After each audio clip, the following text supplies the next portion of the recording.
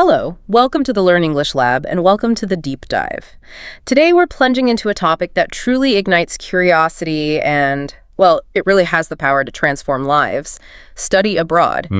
For this deep dive, we've pulled together a fascinating stack of insights. We're weaving in compelling research, some insightful facts, and, some truly relatable real-life stories. Yeah, the personal stories really bring it to life. Exactly. Our mission to really unpack the profound benefits and the inherent challenges of this incredible journey, and along the way, offer some advanced English listening practice. It's definitely an area where the dream, the romantic idea often meets the practical realities. Yeah. And understanding both sides is just, it's undeniably crucial for anyone considering this path.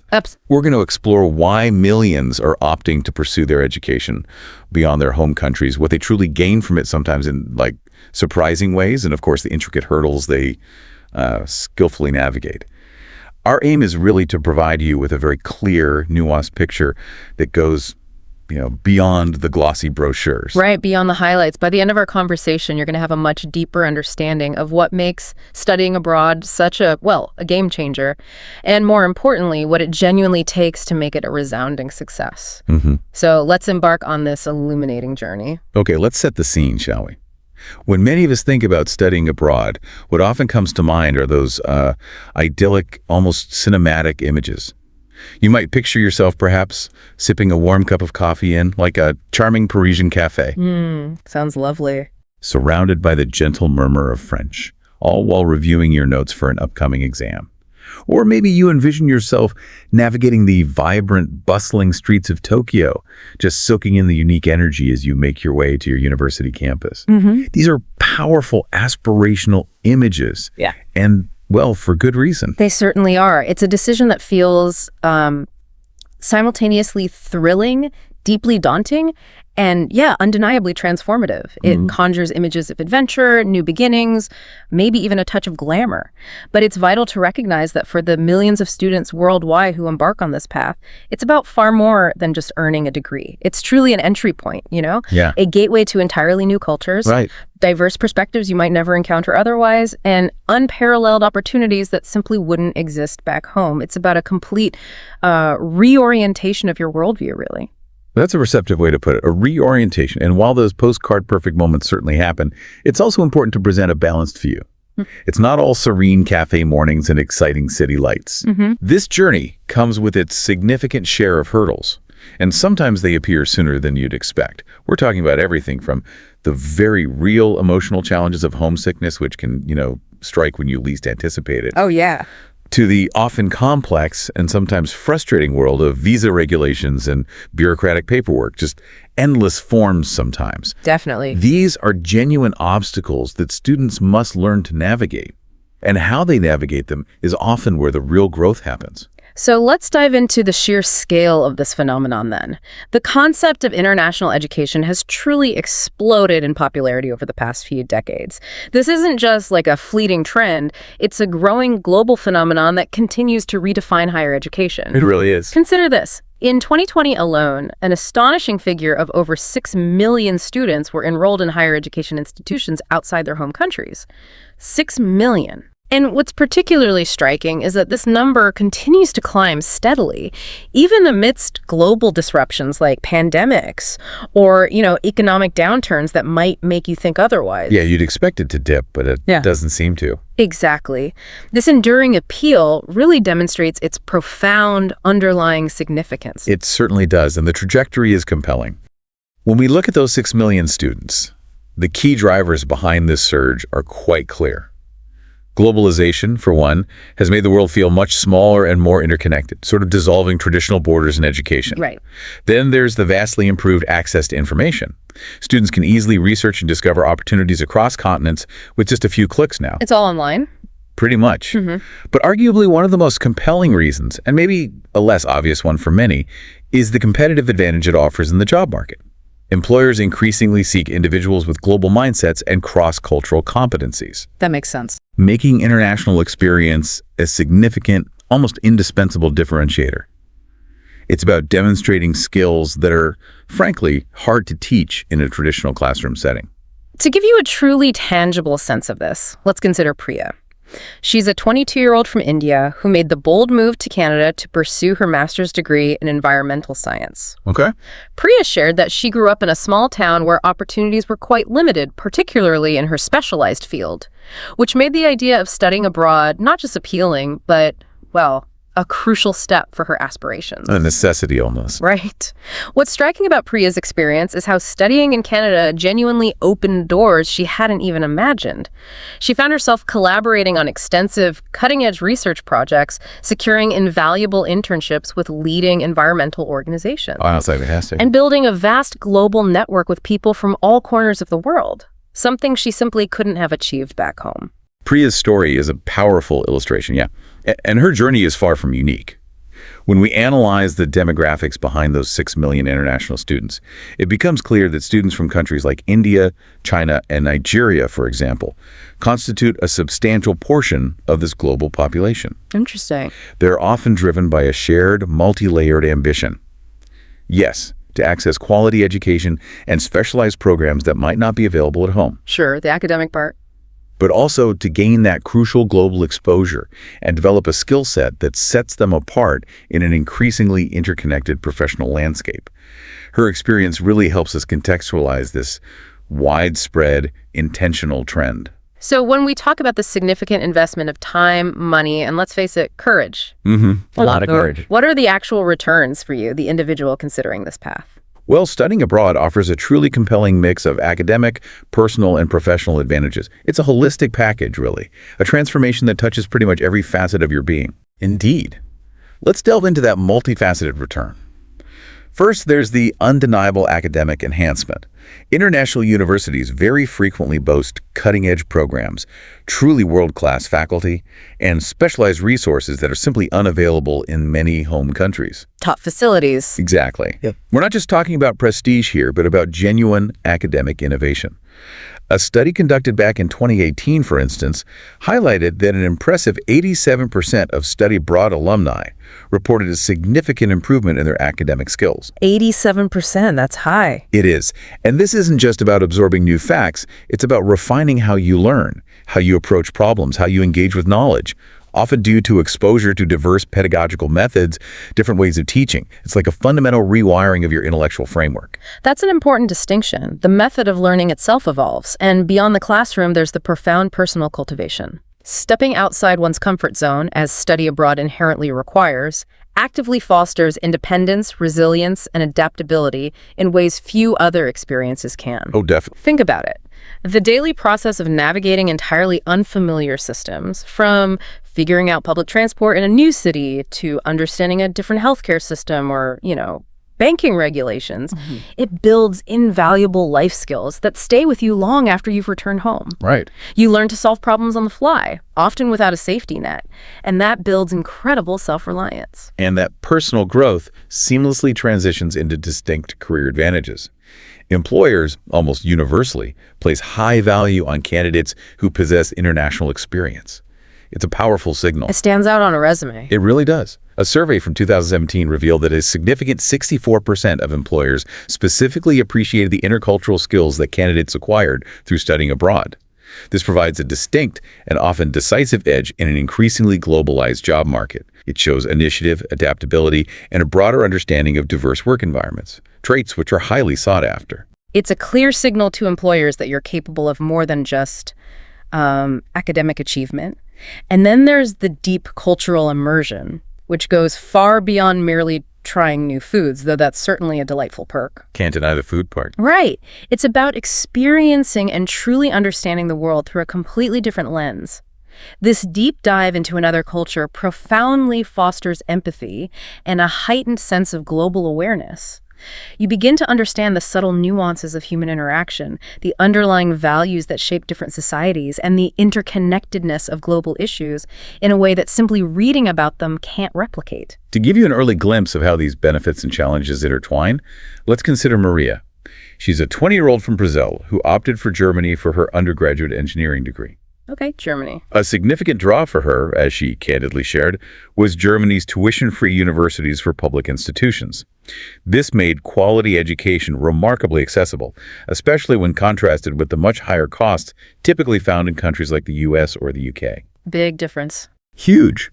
It highlights that affordability can indeed be a practical and powerful motivator, shaping a student's entire journey. And it wasn't all smooth sailing for Maria, was it, despite the financial upside? Not at all. She openly discussed the initial reality check she faced, particularly with the language barrier. Learning German to simply navigate daily life and academic demands was a formidable task, she recalled, often feeling like she was perpetually a step behind. That sounds tough. Yeah, and she even chuckled about the demanding bureaucracy, all of the paperwork required for everything from housing registration to setting up a bank account. The bureaucracy. Always fun. Right. Maria's experience perfectly sets the stage, though, underscoring both the remarkable opportunities and the very tangible hurdles that await those who choose this path. It's not just about the destination, it's the journey, complete with its unexpected twists and turns. That's the beauty of these real-life stories. They add that depth and texture to the picture we're painting. Now, let's truly unpack the profound benefits of studying abroad because, as we mentioned, it truly is like signing up for a crash course in life. The advantages extend significantly beyond just academic learning, shaping you into a more confident, capable, and globally minded individual in ways you might not foresee. Okay, so kicking us off is the undeniable academic excellence and the opportunities for innovation it provides. One of the biggest draws for many students is the access to premier education. When you look at global university rankings, institutions in countries like the US, the UK, Canada, Australia, they consistently top those lists, attracting top-tier talent from all over the world. The big names. Right. But it's not simply about the prestige of the name on the diploma. It's about the unique educational environment they offer. That's a crucial distinction. Beyond the reputation, international programs often place a strong emphasis on hands-on learning, which fosters critical thinking and nurtures innovation in a way that traditional lecture-based learning might not. Right, like problem-based learning, maybe? Exactly, or interdisciplinary projects, or capstone experiences that push you to apply knowledge in real-world contexts. What's particularly compelling is the opportunity for groundbreaking research. A study from 2019, for example, showed that international students notably contribute to innovation in their host countries. Oh, interesting. Especially in STEM fields, science, technology, engineering, and mathematics, where cross-border collaboration is becoming increasingly vital. Makes sense. For students themselves, this translates into unparalleled access to state-of-the-art laboratories, significant research grants, and crucial mentorship from leading scholars in their fields, accelerating their development in profound ways. That's a powerful combination. And then there's the exposure to diverse academic philosophies. Studying abroad isn't just about learning new subjects. It introduces you to a wide array of academic approaches and teaching methodologies. Styles. Exactly. For instance, you might find that European universities often prioritize independent research, encouraging students to delve deep into self-corrected projects and intellectual inquiry. Meanwhile, institutions in the U.S. might emphasize group projects, active class participation, and a more interactive, discussion-based learning style. So you get a mix. Yeah, this blend, this exposure to different ways of thinking and learning really sharpens your intellectual flexibility and adaptability, makes you a more versatile and well-rounded academic. A great example of this is Ahmed, a 24-year-old from Egypt who pursued a PhD in renewable energy at the University of Melbourne in Australia. Okay, Melbourne. He described the labs there as unreal, boasting state-of-the-art equipment and access to funding for projects he could only dream of back home. Ahmed's research on solar panel efficiency didn't just lead to a patent. Oh, a patent. It also secured him a job offer from a major Australian energy firm. He recalled feeling a profound sense of accomplishment and creative freedom that ignited his passion for his field even further. That's incredible. Ahmed's story powerfully illustrates how studying abroad can genuinely accelerate both academic and professional success, turning potential into tangible breakthroughs and even groundbreaking discoveries. Ahmed's story is truly inspiring, showing the tangible outcomes of those advanced research opportunities. But it's not just about what you learn in the lab or classroom, is it? Not at all. Let's move on to perhaps one of the most transformative aspects, personal growth and the path to becoming a true global citizen. Living abroad is an unparalleled masterclass in developing independence. It genuinely is. From managing foreign currency to navigating subtle and sometimes perplexing cultural norms, you are continuously learning to adapt and thrive in entirely new settings. It forces you to become incredibly self-reliant, often quicker than you would at home. Right. A study from 2021 revealed that an impressive 92% of study abroad students reported enhanced self-confidence and significantly improved problem-solving abilities. 92%. It's almost everyone. Pretty much. Think about it. Being solely responsible for your own cooking, meticulously budgeting your finances in a new currency, managing your time without constant reminders from home, and handling unexpected challenges like a lost passport or a forgotten train ticket. It builds truly significant character and practical life skills. Yeah. You realize what you're capable of when pushed. And it's not just about managing logistics. There's a deeper cognitive and emotional shift, isn't there? Yes, exactly. This experience also cultivates deep cultural competence. Consistent daily interaction with people from diverse backgrounds naturally fosters deeper empathy and an open-minded perspective. Which is so important today. Absolutely.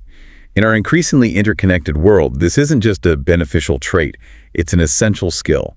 You learn to appreciate and understand different ways of life, different perspectives on time, communication, even conflict resolution. It broadens your own worldview in profound ways and helps you navigate complex social situations with more grace. And through it all, you build incredible resilience. Confronting challenges such as language barriers, unexpected bureaucratic hurdles, or the inevitable pangs of homesickness teaches you how to rebound and grow stronger from adversity. Every obstacle overcome. Exactly. It's a step towards greater self-assurance and an expanded capacity for coping with life's curveballs.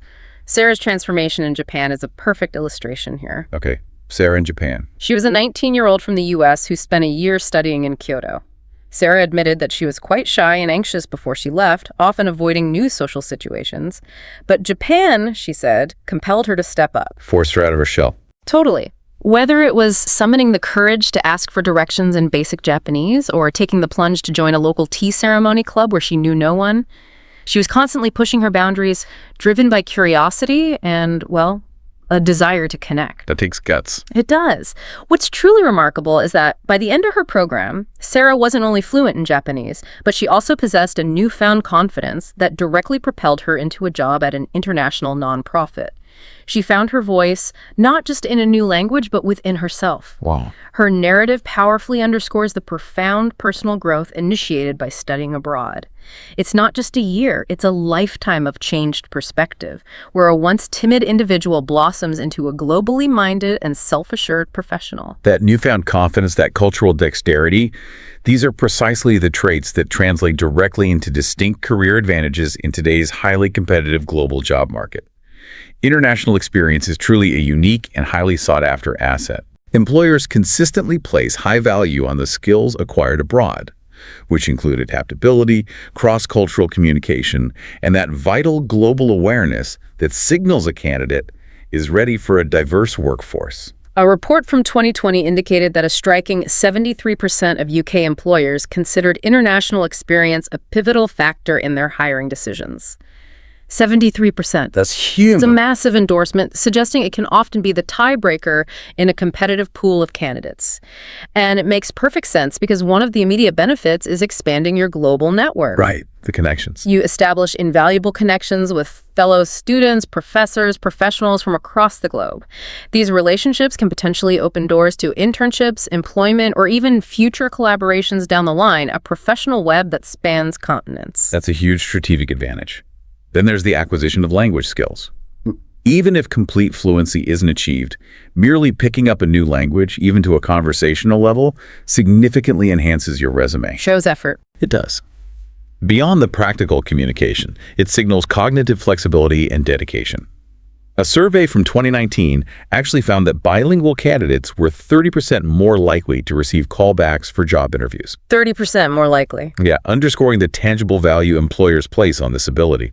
Furthermore, studying abroad significantly helps in honing essential soft skills.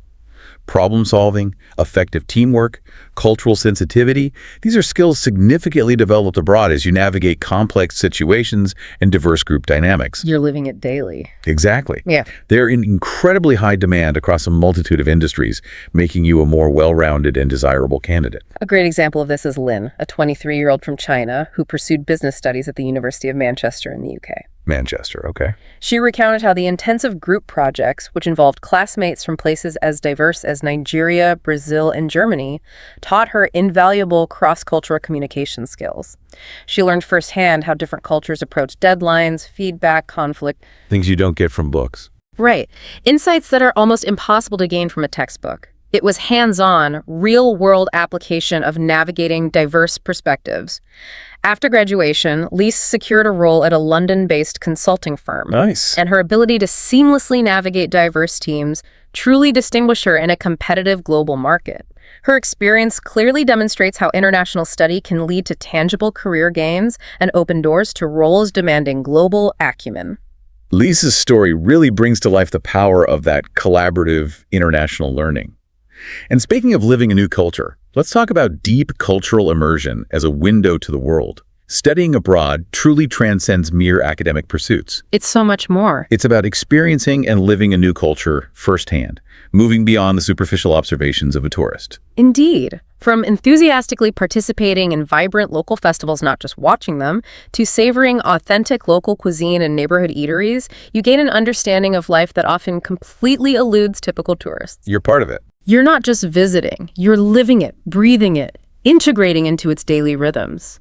A study from 2018 found that an impressive 85% of study abroad students felt a heightened connection to global issues after their experience. That's fascinating. This broadened perspective means you learn to appreciate different ways of life, fostering a more open-minded and curious disposition about the world around you, allowing you to see beyond your own cultural lens. Beyond that, you forge lifelong memories that are etched deep into your personal narrative. Whether it's the exhilaration of hiking the majestic Alps with new friends, or the warmth of celebrating Diwali with a host family in India. Oh, lovely examples. These moments fundamentally shape who you become, creating a mosaic of experiences that enrich your life immeasurably. And crucially, it enhances global awareness in a very personal way. Understanding complex global challenges like climate change, poverty, inequality, it becomes far more tangible and real when you witness them up close. When you see the impact. Exactly. When you experience their impact firsthand, rather than just reading statistics in a news report, this intimate understanding often fuels a desire for action and global citizenship. Jamal's adventure in Spain perfectly encapsulates this profound impact. He's a 21-year-old from South Africa who delved into history studies in Barcelona. Barcelona, great city. He vividly described falling in love with the city's electric atmosphere. From lively tapas nights and passionate flamenco shows that pulsed with energy, to engaging political debates with his Spanish roommates that challenged his own assumptions. Sounds amazing. Jamal's time abroad didn't just deepen his comprehension of European history, it genuinely inspired him to pursue a career in diplomacy. Driven by a newfound appreciation for cultural dialogue and international relations, his experience truly captures the magic and profound impact of cultural immersion as a catalyst for life direction. As wonderful as studying abroad can be, and Jamal's story is certainly wonderful and inspiring, it's crucial to remember that it's not without its complexities. Right, the challenges. The journey presents genuine challenges that test patience, resilience, and resourcefulness. It's important to explore these common obstacles and understand how students effectively overcome them, because foresight is really key to success. Let's start with a big one. Financial considerations. Counting the costs can be a significant hurdle for many. Studying abroad often involves substantial expenses. It's not cheap. No. Tuition, housing, flights, daily living costs, they can quickly accumulate, especially if you're looking at high cost of living countries like the US or the UK.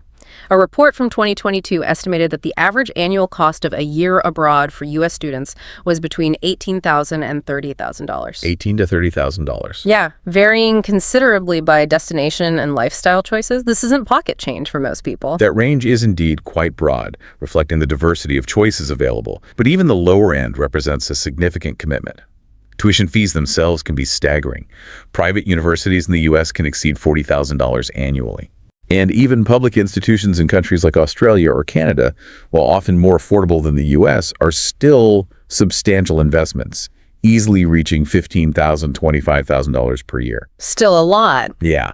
Beyond tuition, living expenses like rent, food, and transport can dramatically impact your budget, particularly if you choose expensive urban centers like London, New York, or Sydney, where a small apartment can easily consume half your budget. Rent is a killer. It really is. And don't forget the unanticipated costs. Visa application fees, compulsory health insurance, textbooks. They often surprise students, adding unforeseen strain to the financial plan.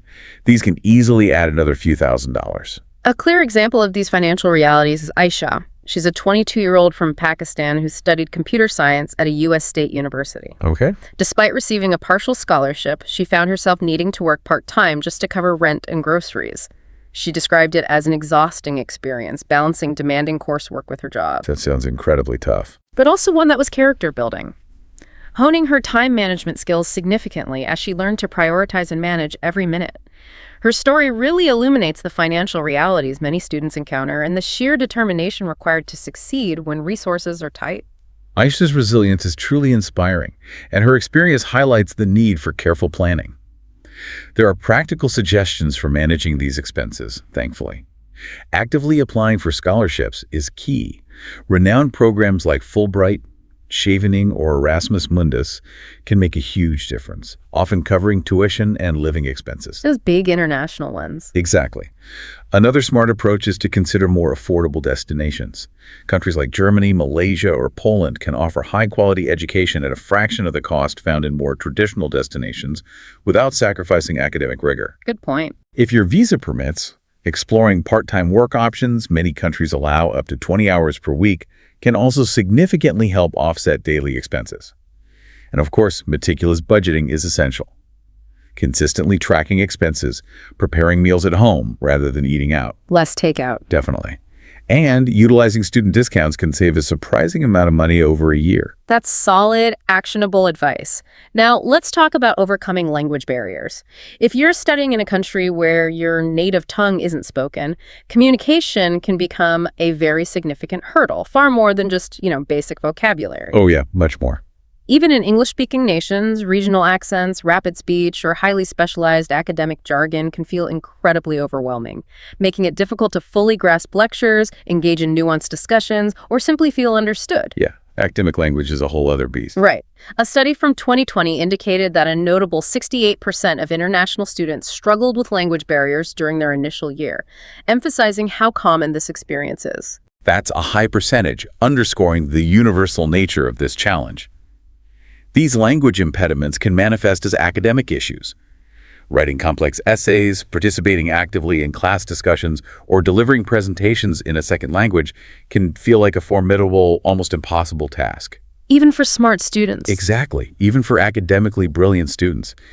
Then there's the social disconnection.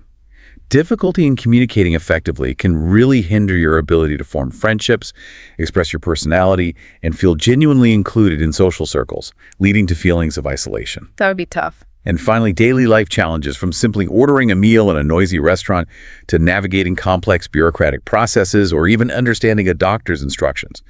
Language gaps can complicate even those basic activities, turning routine tasks into stressful endeavors. Alina's language leap in France perfectly illustrates this. She's a 20-year-old from Russia who studied art history in Paris. Paris again? Alina admitted that her French was quite basic upon arrival, causing her to literally freeze up when trying to speak with locals, fearing mistakes and embarrassment. You've been there. Right. But she was proactive and determined. She enrolled in an intensive language course and consistently practiced with her host family, embracing every opportunity to stumble and learn. By her second semester, she felt sufficiently confident to even join a French book club. Wow, a book club in French. A truly remarkable achievement for someone who was once paralyzed by fear of speaking. Her journey clearly highlights that language barriers, while indeed formidable, are absolutely conquerable with consistent effort, a positive attitude towards making mistakes, and, well, a bit of bravery. That effort truly pays off, and Elena's proactive approach is a blueprint for success. Effective strategies for overcoming language hurdles include enrolling in language classes both before and during your program. Consistent practice speaking with native speakers. Just gotta do it. Yeah, perhaps through language exchange applications or university conversation partners is also incredibly beneficial for building fluency and confidence. And crucially, cultivate patience with yourself. Acknowledging that mistakes are a natural and necessary part of the learning process can alleviate a lot of self-imposed pressure and allow you to learn more freely. Think of every mistake as a step forward. Beyond language, there's the adjustment to culture shock. Embracing a new normal can be quite a jolt, a profound disorientation. Relocating to a new country means immersing yourself in unfamiliar social norms, values, behaviors, things that can be subtly or overtly different from your own. Very true. Culture shock can strike intensely, particularly during those initial months when the novelty wears off and the differences become more pronounced. A study from 2019 revealed that a considerable 75% of international students experienced moderate to severe culture shock. 75%. That's most people. It is, making it a very common part of the journey. It's indeed a very common and often underestimated experience. Navigating social norms can be incredibly tricky. What's considered polite in one culture might be perceived as impolite or even offensive in another. For example, direct eye contact. Right, that varies a lot. It's valued in the U.S. as a sign of attentiveness and honesty, whereas in some Asian cultures it could be seen as aggressive or disrespectful, particularly when interacting with elders or superiors. Then there's combating loneliness. Being distant from family and friends, especially during holidays or difficult personal periods, can lead to intense feelings of isolation and longing. Missing home. Yeah. And academic differences can also be a source of shock. Classroom expectations, such as participation levels, punctuality, or the hierarchy between students and professors, can vary considerably from what you're used to, impacting your academic comfort and performance. Juan's culture shock in China really brings this home. He's a 23-year-old from Mexico who studied business in Shanghai. Shanghai, okay. Juan was accustomed to casual interactions with professors and a more relaxed classroom dynamic, but he found the Chinese classroom environment exceptionally formal and structured, which made him feel quite out of place and hesitant to speak up. That must have been jarring. To cope, Juan actively sought out opportunities to connect beyond the classroom. He joined a student club focused on traditional Chinese calligraphy, which significantly aided his understanding of Chinese customs and helped him integrate with local students. Smart move. By his second year, he felt truly at home, recognizing and even embracing the cultural nuances that once felt alien. His story demonstrates that culture shock diminishes with time and concerted effort, and that actively engaging with the local culture can make a huge difference. That active engagement, coupled with an open mindset, is undeniably key. Helpful tips for managing culture shock include thoroughly researching your host country's customs and traditions before departure. Not just the big ones, but the smaller, everyday nuances. Do your homework. Definitely. Joining student organizations and university clubs is also incredibly beneficial, as it helps you establish a robust support network and provides opportunities for natural, organic social interaction. And maintaining an open mind is paramount. Strive to embrace differences rather than judging them, seeing them as opportunities for learning and personal growth, reminding yourself that there isn't just one right way to do things. Now let's talk about homesickness, that powerful, often unexpected tug of what's familiar. Homesickness is a very real emotion that can surface unexpectedly, sometimes when you least expect it. Comes in waves. It might be triggered by something as simple as the scent of a familiar dish cooking, or perhaps by missing a significant family celebration back home, like a birthday or a holiday. A study from 2021 indicated that 60% of international students experienced homesickness, at least occasionally. 60%. Still a majority. Showing just how common this emotional challenge is. It carries a genuine emotional weight that can impact your overall well-being and academic focus. Feeling disconnected can lead to sadness, anxiety, or even physical symptoms like loss of appetite or sleep disturbances. Yeah, it can really affect you. The challenge of time zones can intensify these feelings. The difficulty of calling home when your family is asleep, or vice versa, can truly highlight the physical and emotional distance. And cultural disconnect during holidays or traditions not observed in your host country can trigger a profound longing for familiarity and belonging, making you feel acutely aware of what you're missing from home. Sophia's homesickness in Canada is a touching and relatable example. She's a 19-year-old from Italy who studied biology in Vancouver. Vancouver, nice. She described her first Christmas away from home as particularly difficult. Longing for her Nana's famous lasagna and the boisterous family gatherings, while everyone else around her was talking about turkey and snow. I can picture that. Instead of succumbing to the sadness, Sophia coped by taking action. She hosted an Italian dinner for her dorm mates, cooking up some familiar dishes and sharing her family traditions, effectively bringing a piece of home to Canada. That's a great idea. Her story beautifully illustrates how creating familiar rituals or sharing your culture with new friends can genuinely alleviate homesickness and build new connections. And those familiar rituals, that act of sharing, are powerful coping mechanisms. Strategies to combat homesickness include staying consistently connected with family via video calls or messaging applications, ensuring you don't feel entirely cut off from your support system. Keep those connections strong. Yeah. Actively seeking out local restaurants or communities that celebrate your culture can also provide comfort and a sense of familiarity, helping you feel grounded. And keeping yourself busy and engaged is crucial. Join clubs, explore your new country, volunteer for causes you care about, or pick up a new hobby. The more integrated and active you are in your new environment, the less space there is for longing. Finally, we come to visa and legal hurdles. Navigating bureaucracy.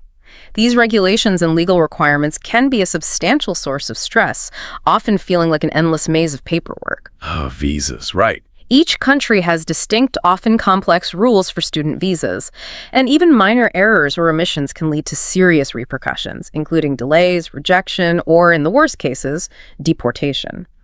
A report from 2022 highlighted that visa delays and rejections were a growing concern for international students, particularly in the post-COVID era. Oh, great, another layer. Adding another layer of anxiety to an already challenging process. It's a very intricate and time-sensitive process.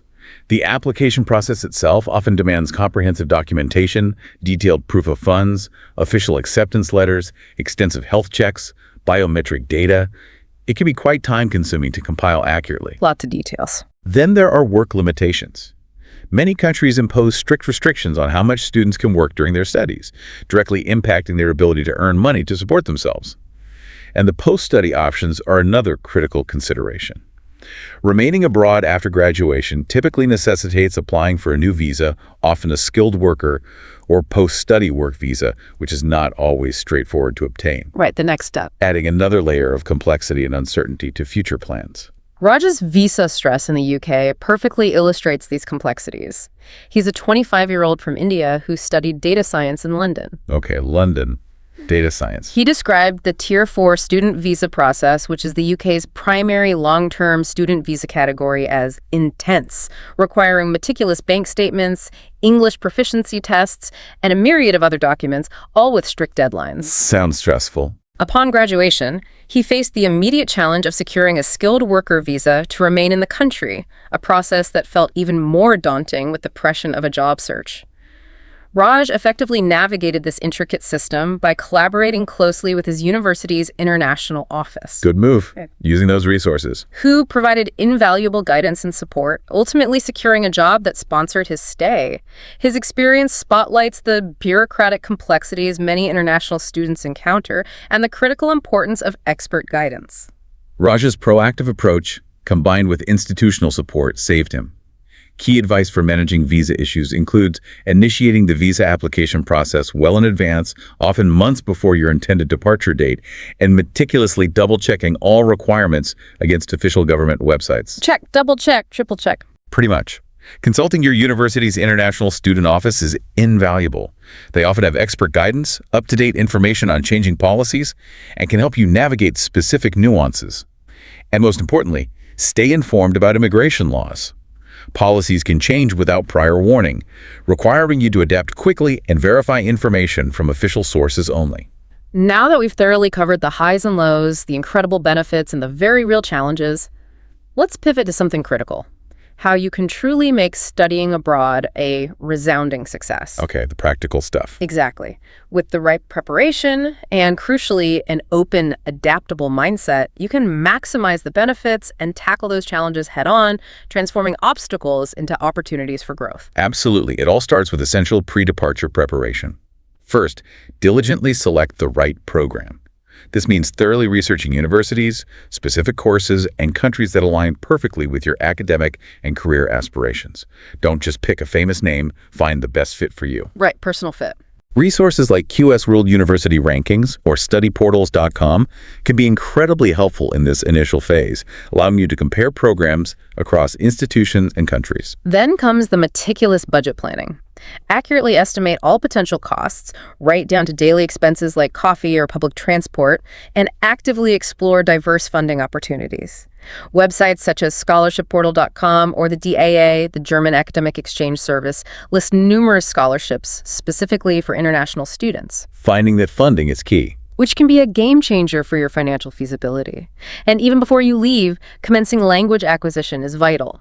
Even possessing basic conversational skills can make a significant difference upon arrival, easing your transition and boosting your confidence.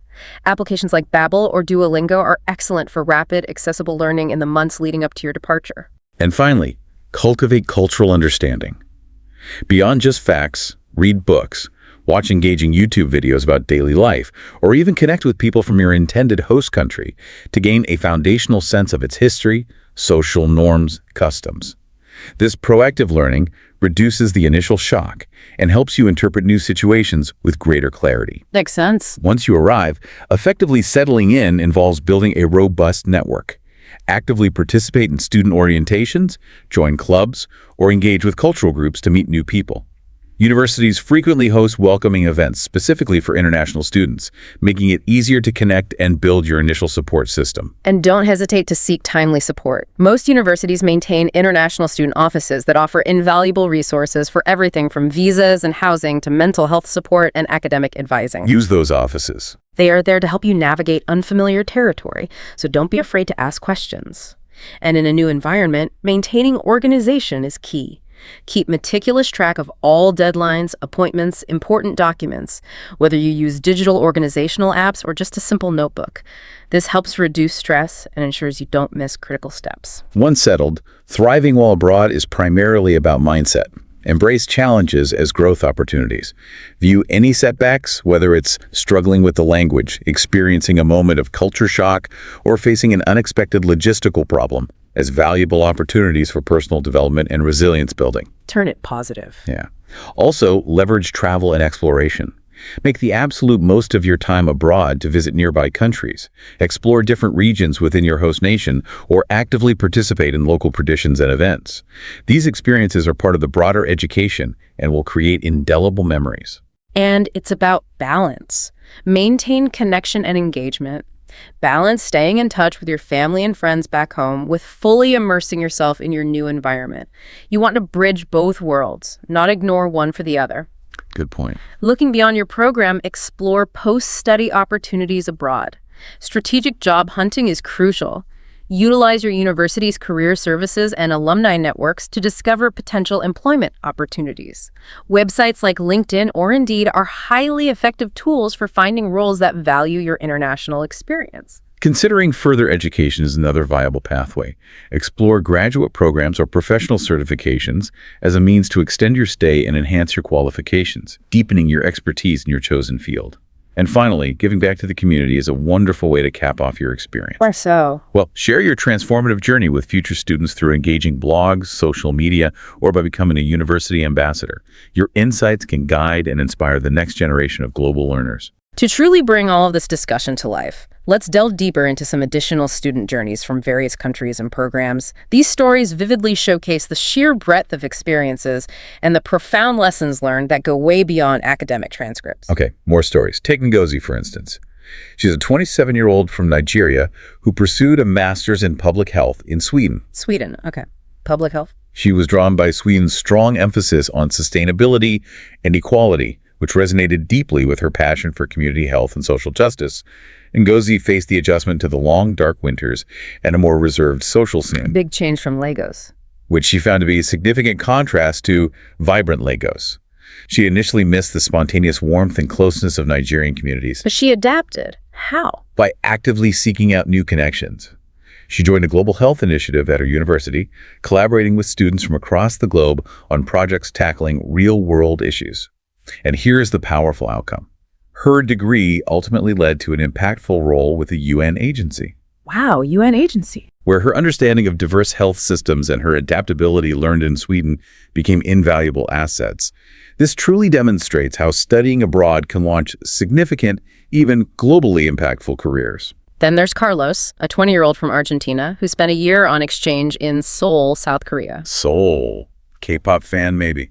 Well, his initial curiosity stemmed from his interest in K-pop and K-dramas, which offered, let's say, a romanticized view of Korea. However, living there proved to be a far more intense and dynamic experience, fast-paced, incredibly technologically advanced, and demanding in its own unique ways. A reality check. Big time. Carlos struggled with the language initially, feeling frustrated by his slow progress and the rapid-fire Korean spoken around him. But he found solace and genuine connection in martial arts classes. Interesting approach. Where actions, as he put it, spoke louder than words. He built camaraderie and confidence through shared physical exertion, learning discipline and respect that transcended linguistic barriers. His story perfectly illustrates how even shorter-term programs, like an exchange year, can leave a profound and lasting impact on an individual's life, teaching lessons that extend far beyond a transcript. And finally, May, a 23-year-old from Malaysia who pursued fashion design in Milan, Italy. Milan, fashion capital. Italy was her dream destination, combining her love for art, fashion, and history, hoping to immerse herself in the heart of haute couture. Though she humorously recalled the chaotic bureaucracy, getting official documents seemed to be an art form in itself. Italian bureaucracy, classic. As a particularly challenging aspect she hadn't anticipated. But her experience was transformative, wasn't it? Oh, absolutely. May's internship at a local atelier in Milan provided invaluable hands-on experience, allowing her to witness the intricate craft of Italian fashion firsthand, from sketching to fabric selection to final construction.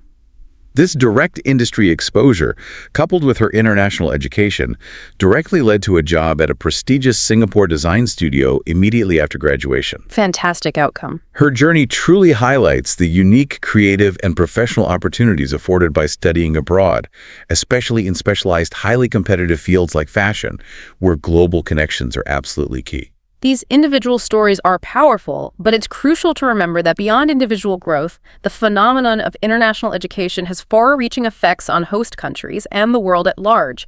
It truly has a broader, often understated, global impact. Absolutely. International students are a substantial economic driver for host nations. They aren't just consumers.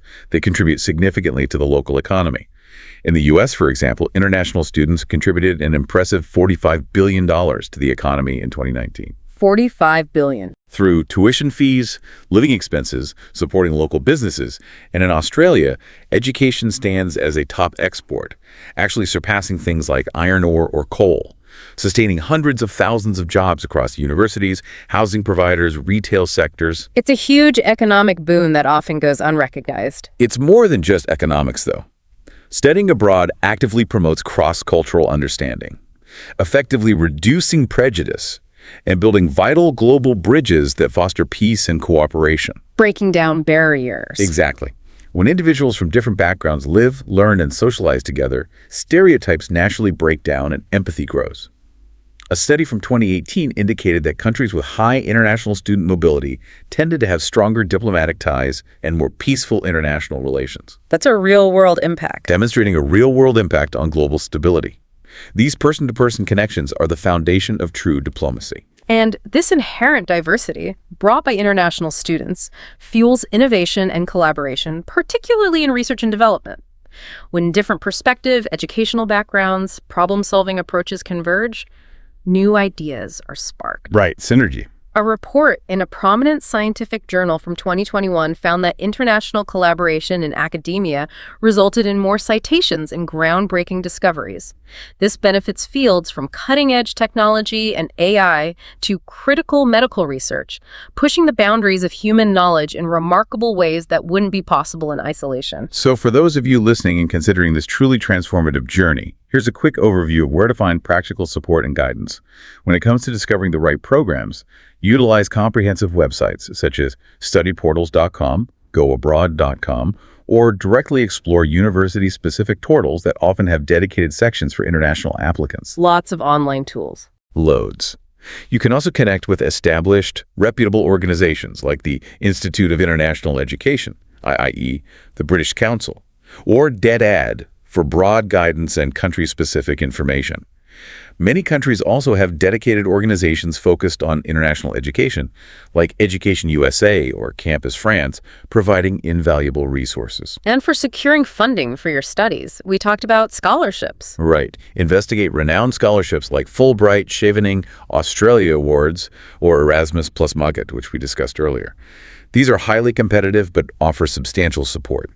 Also, always check with your specific university or government for available grants and financial aid opportunities tailored for international students. Check everywhere. And be aware that some countries do offer student loans for international students, though the terms and conditions will vary significantly based on your nationality and the host country's policies, so research these thoroughly. When navigating visa and immigration, always consult official government immigration websites like gov.uk for the UK or cic.gc.ca for Canada. These are the most accurate and up-to-date sources of information, and policies can change. Go to the source. Exactly. And leverage the invaluable support of your university's dedicated international student or visa advisors. They are experts in this complex area and can help you navigate the specific requirements for your program and nationality, saving you time and potential headaches. And finally, your pre-departure checklist. Ensure your passport, visa, acceptance documents are all in perfect order and kept in a secure, easily accessible place. Arrange for comprehensive health insurance and any necessary vaccinations well in advance, as these are often mandatory for student visas. Don't forget the health stuff. Crucial. Confirm your accommodation before you arrive, if possible, and set up a local bank account as soon as possible after arrival to manage your finances efficiently. And keep emergency contacts and local embassy information readily accessible. It's always better to have it and not need it. Gives you peace of mind. So after all this exploration, is studying abroad the right path for you? The decision is undeniably personal, isn't it? And it's certainly a significant leap into the unknown. It really is. But it promises rewards that will resonate throughout your academic, personal, and professional life, shaping your trajectory in profound ways. The stories we've shared today, Priya's research breakthroughs, Maria's language triumphs, or Jamal's cultural adventures, demonstrate that this journey is as much about profound self-discovery and unlocking your own potential as it is about formal education. It's not for everyone, certainly not for the faint-hearted.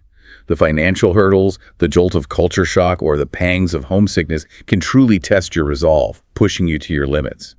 Yet these very challenges are precisely what forge resilience, build character, and cultivate a depth of understanding that few other experiences can offer. With diligent preparation, an open mind, and a genuine willingness to embrace every challenge as a learning opportunity. That open mind is key. Studying abroad can indeed become one of the most transformative experiences of your entire life, opening up a world of possibilities you never knew existed. It's about building a global future, one incredible adventure at a time, where every challenge is simply a step towards a stronger, more capable you. Are you ready to pack your bags and pursue your global dreams? The world truly awaits. If you found this deep dive valuable, please remember to like, share, and subscribe to this YouTube channel for more insightful content. Welcome to the Learn English Lab. Today, we're embarking on a fascinating deep dive into famous mistakes around the world, offering an advanced English listening practice. You know those moments when you spill coffee on your laptop or maybe send a text to the wrong person? We've all been there. Now imagine that error costing millions, maybe toppling empires, or even reshaping the course of history entirely. That's the kind of scope we're exploring today. Here on the Deep Dive, we unpack complex topics, we look at the details, we pull out the most important insights, and, well, we try to make sure you walk away truly well-informed. Maybe even with a surprising fact or two that sticks with you. We'll be your guide through a collection of really intriguing accounts, revealing how blunders, some catastrophic, some honestly kind of comical, have fundamentally shaped our world in ways we rarely consider. Indeed. And funny is that while mistakes can certainly be messy, humbling even, they're also incredibly transformative. They really lay bare our flaws, they challenge our assumptions, and, well, quite often they pave the way for genuine progress. Maybe think of them as, detours on the path to discovery rather than complete dead ends. We're going to tour some of humanity's most memorable slip-ups across, all sorts of fields, from engineering marvels that wobbled into infamy to marketing campaigns that just completely misfired. Right.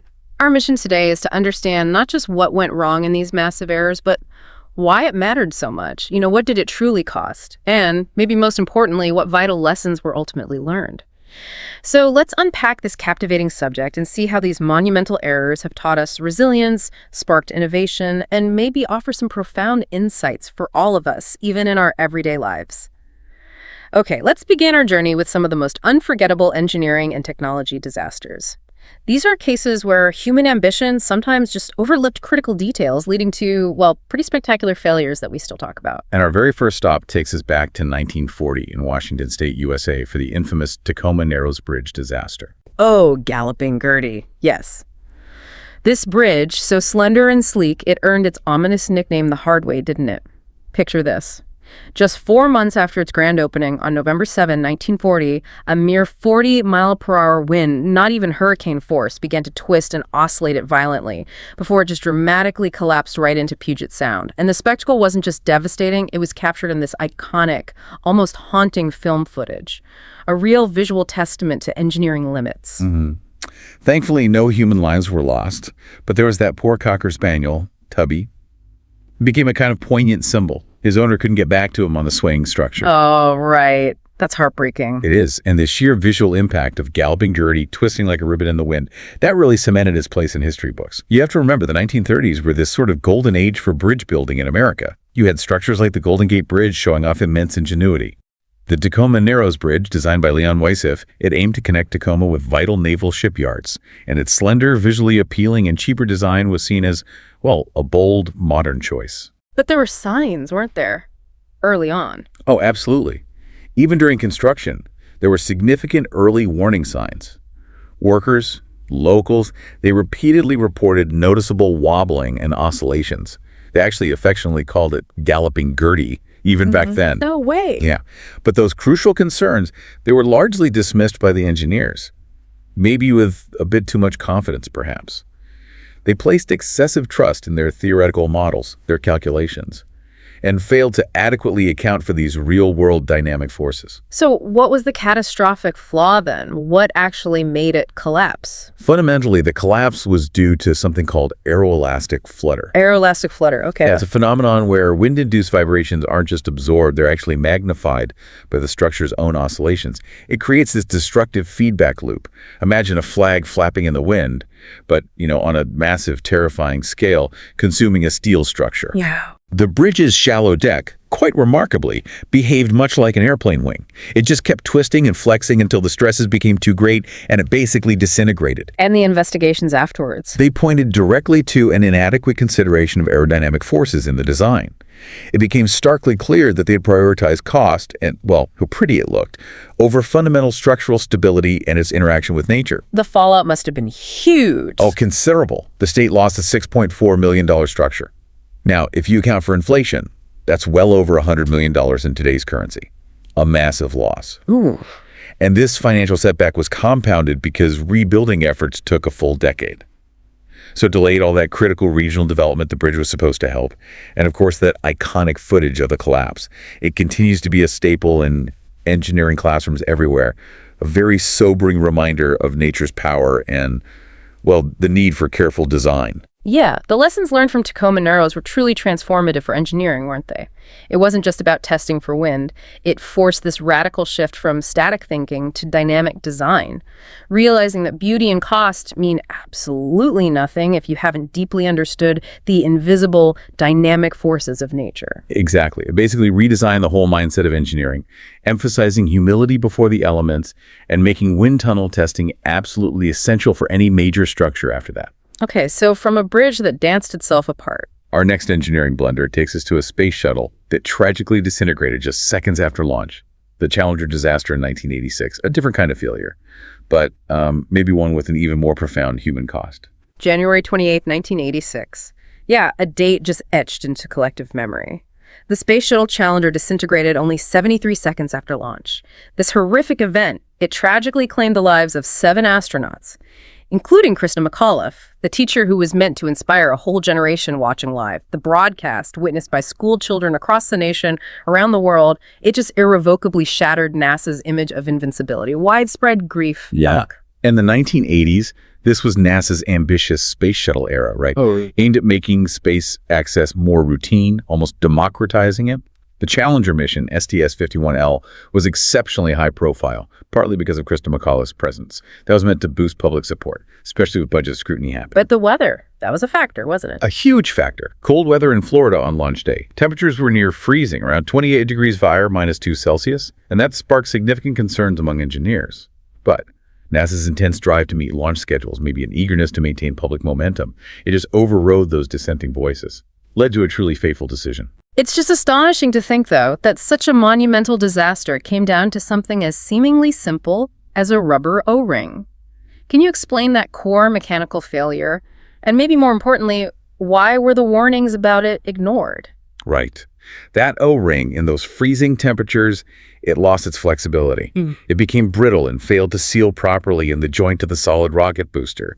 This failure allowed a leak of hot gases, which acted like a blowtorch, eventually igniting the external fuel tank.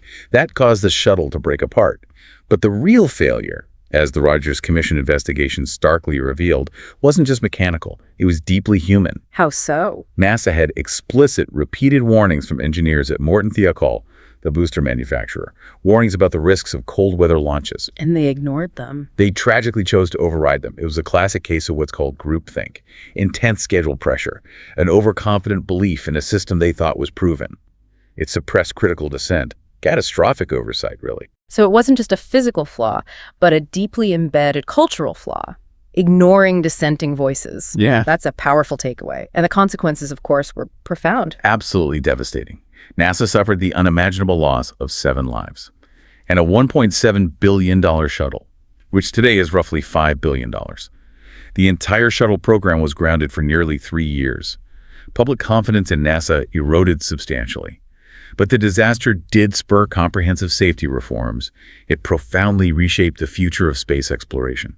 A painful but undeniable turning point. And the lessons learned, absolutely clear, far-reaching. This event unequivocally taught the world that safety must always take precedence over schedules and deadlines. No exceptions. It led to independent oversight boards, right?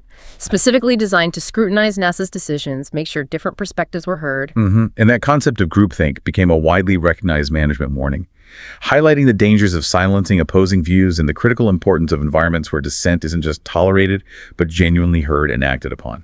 Okay, let's shift gears a bit. Next, we dive into a different kind of technological fear. One that gripped the world as a new millennium approached. The Y2K bug panic. Ah, Y2K. Yes. As 1999 ticked closer and closer to the year 2000, these widespread fears of a digital apocalypse erupted. All because of the Y2K bug.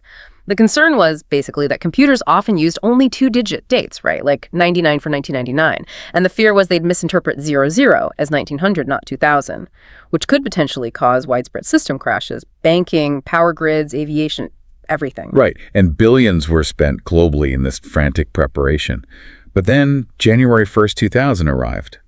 And remarkably minimal disruption occurred, leaving many wondering, is the panic just completely overblown? It emerged squarely during the 90s tech boom. Computing power was rapidly integrating into everything, and programmers back in the 60s, 70s, they used 2-digit dates mainly to save precious computer memory.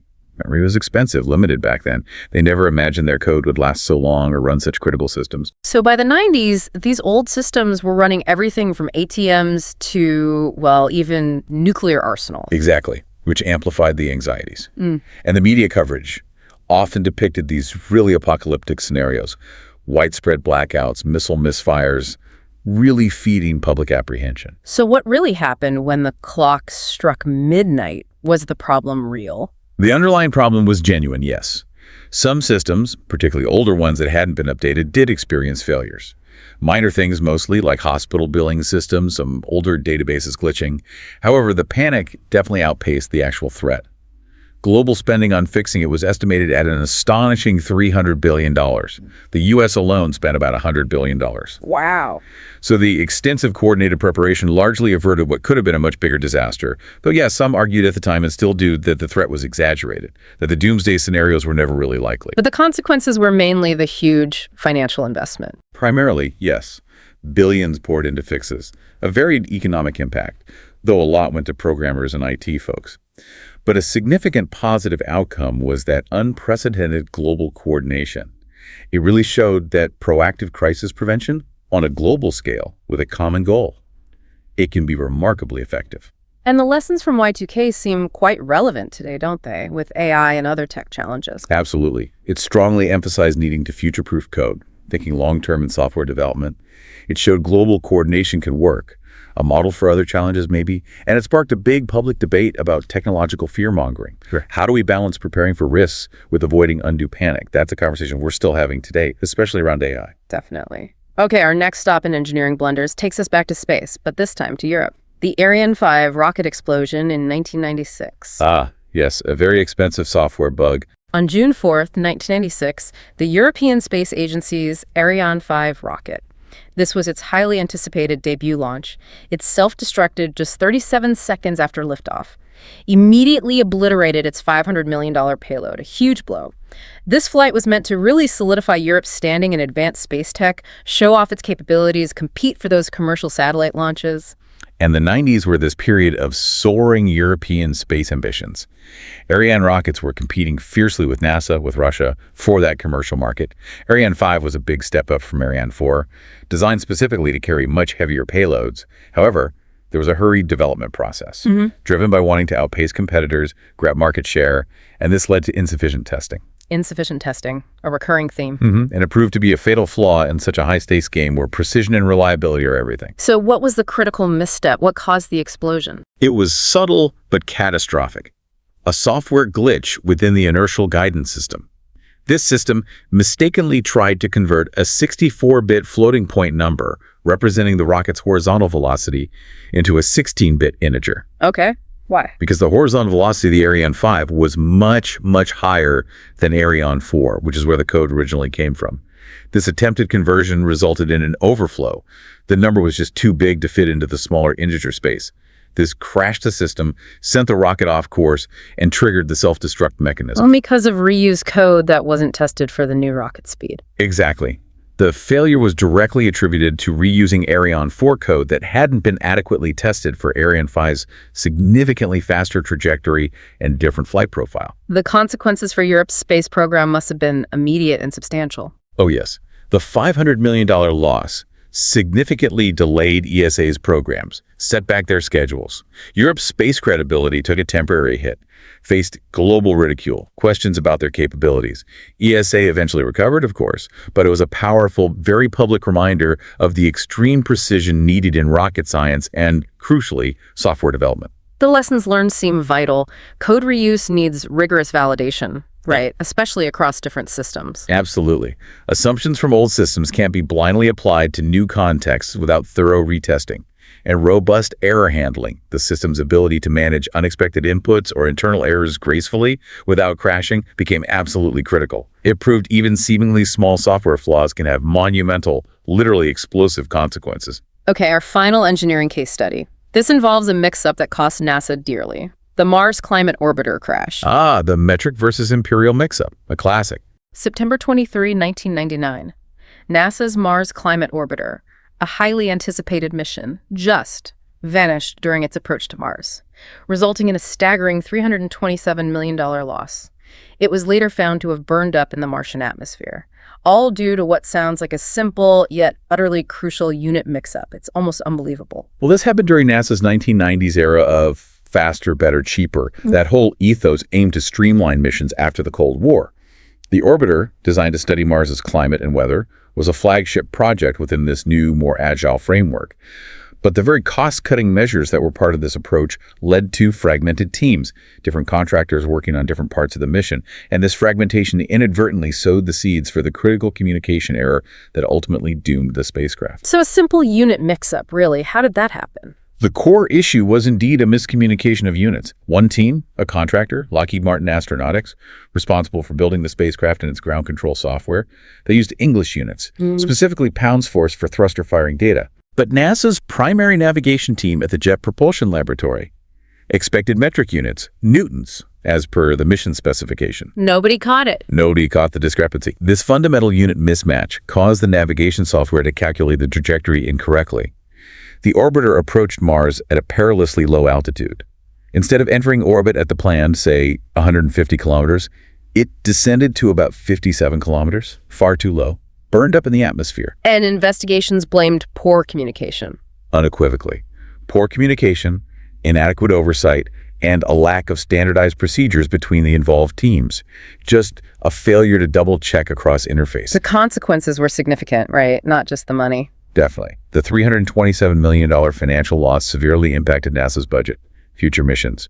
This very public fiasco ignited renewed debates about adopting the metric system in the U.S., given its global scientific use. And NASA's reputation took a hit, prompted immediate comprehensive internal reforms to project management, communication protocols, interface verification, trying to prevent such a basic error ever happening again. So, the lessons were stark.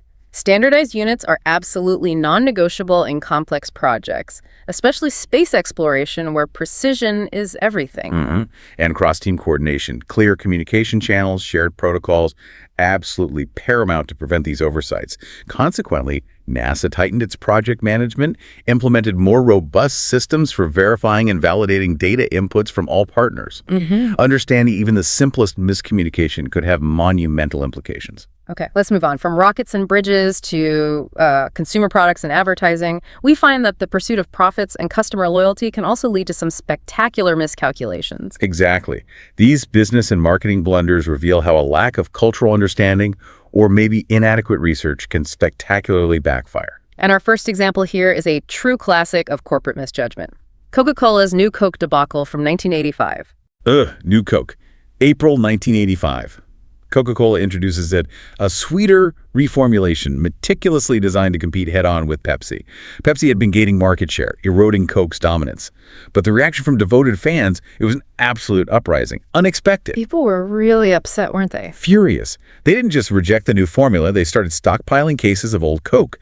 They deluged the company with over 400,000 complaints. At an unprecedented level of consumer backlash. Within just 79 days, which is stunningly fast for a giant corporation, the original formula was back, rebranded as Coca-Cola Classic. The 80s were famous for the Cola Wars, right? Pepsi was gaining ground with its Pepsi Challenge blind taste tests. Those often showed people preferred Pepsi's sweeter taste. So Coca-Cola, this enduring cultural icon since 1886, a symbol of America, they felt immense pressure to innovate, to fight back. But what they failed to grasp was the profound emotional connection, the brand heritage their loyal customers had with the original product. It wasn't just a drink.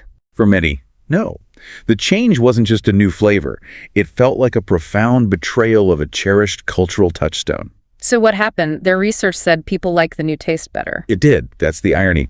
Coca-Cola's extensive blind taste tests did indicate New Coke was preferred over both original Coke and Pepsi, purely on taste.